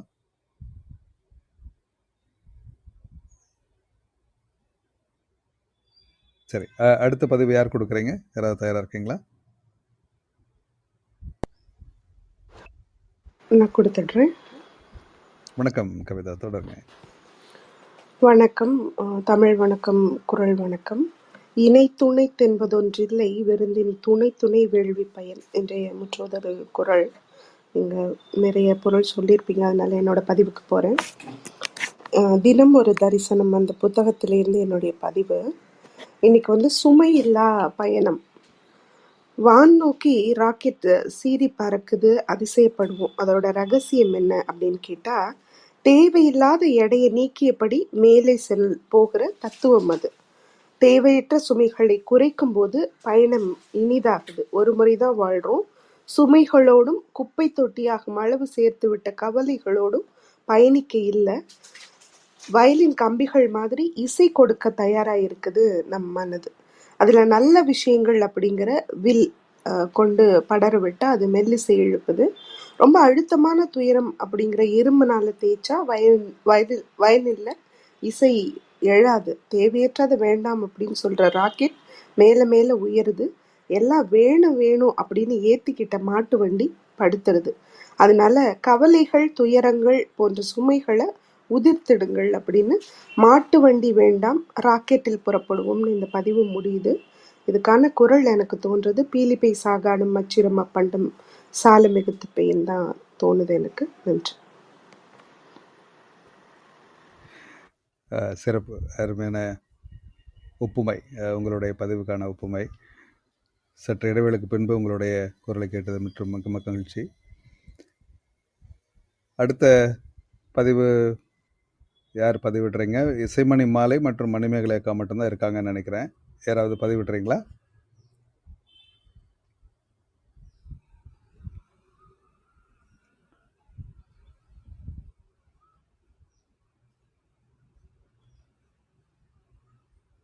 சரி, எல்லோருடைய பதிவும் நிறைவாயிட்டதாக நினைக்கிறேன். பிரியா, நிறைவுக்கு போயிடலாமா? சரி, இன்றைய நான் ஒரு 2 நிமிடத்துல தாங்க நான் சொல்ல முடியும். நீங்க நிறைவுக்கு போயிருங்க, நாளைக்கு கூட பதிவு கொடுத்துலாம். நன்றி. ஒரு புரியல, என்ன 2 நிமிடம் சொல்லுங்க. இல்ல, ஒரு 5 நிமிடம் ஆயிடும் நான் இணையருக்கு. நீங்க கழிச்சிங்கன்னு சொல்லிட்டு வந்தேன். நீங்க நிறைவுக்கு போயிடலாங்க, நான் நாளைக்கு கூட பதிவு கொடுத்துறேன். நன்றி. அப்படியா? சரி சரி. அப்படியானால் நான் திருவள்ளுவ மாலைக்கு சொல்கிறேன்.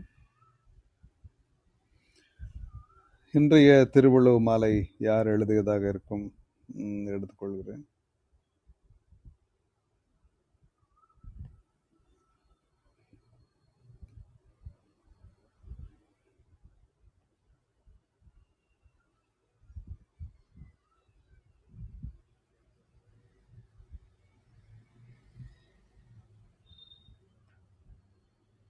உமாபதி சிவாச்சாரியார் என்கிற அறிஞர் எழுதிய பாடலை இன்றைய திருவள்ளுவ மாலையாக அமைகிறது. வள்ளுவர் சீர் அன்பர் மொழி வாசகம் தொல் காப்பியமே, தெள்ளுபரி மேலழகன் செய்த உரை ஒள்ளிய சீர் தொண்டர் புராணம் தொகுசித்தி ஓராலும் தண்டமிழின் மேலாந்தரம். வள்ளுவர் சீர் அன்பர் மொழி வாசகம் தொல் காப்பியமே, தெள்ளுபரி மேலழகன் செய்த உரை ஒள்ளிய சீர் தொண்டர் புராணம் தொகுசித்தி ஓராலும் தண்டமிழின் மேலாந்தரம் என்பதுதான் அந்த பாடல் இன்றைய திருவள்ளுவ மாலையாக அமைகிறது.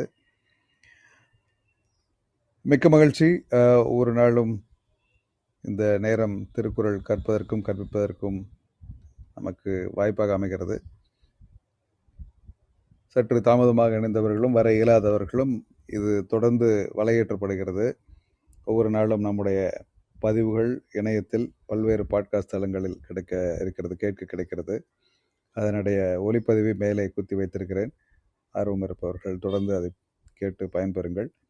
இந்த பாட்காஸ்ட் இணைப்புகளை மற்றவர்களுக்கும் அனுப்பி வைத்து இது இந்த கிளப் ஹவுஸில் வந்து கேட்க முடியாதவர்களுக்கு கேட்பதற்கான வாய்ப்பாக ஏற்படுத்தி கொடுங்கள். நிறைய பேருக்கு போய் சேரட்டும். திருக்குறளை கொண்டு போய் சேர்ப்பதற்கான ஒரு வாய்ப்பாக அமையும்.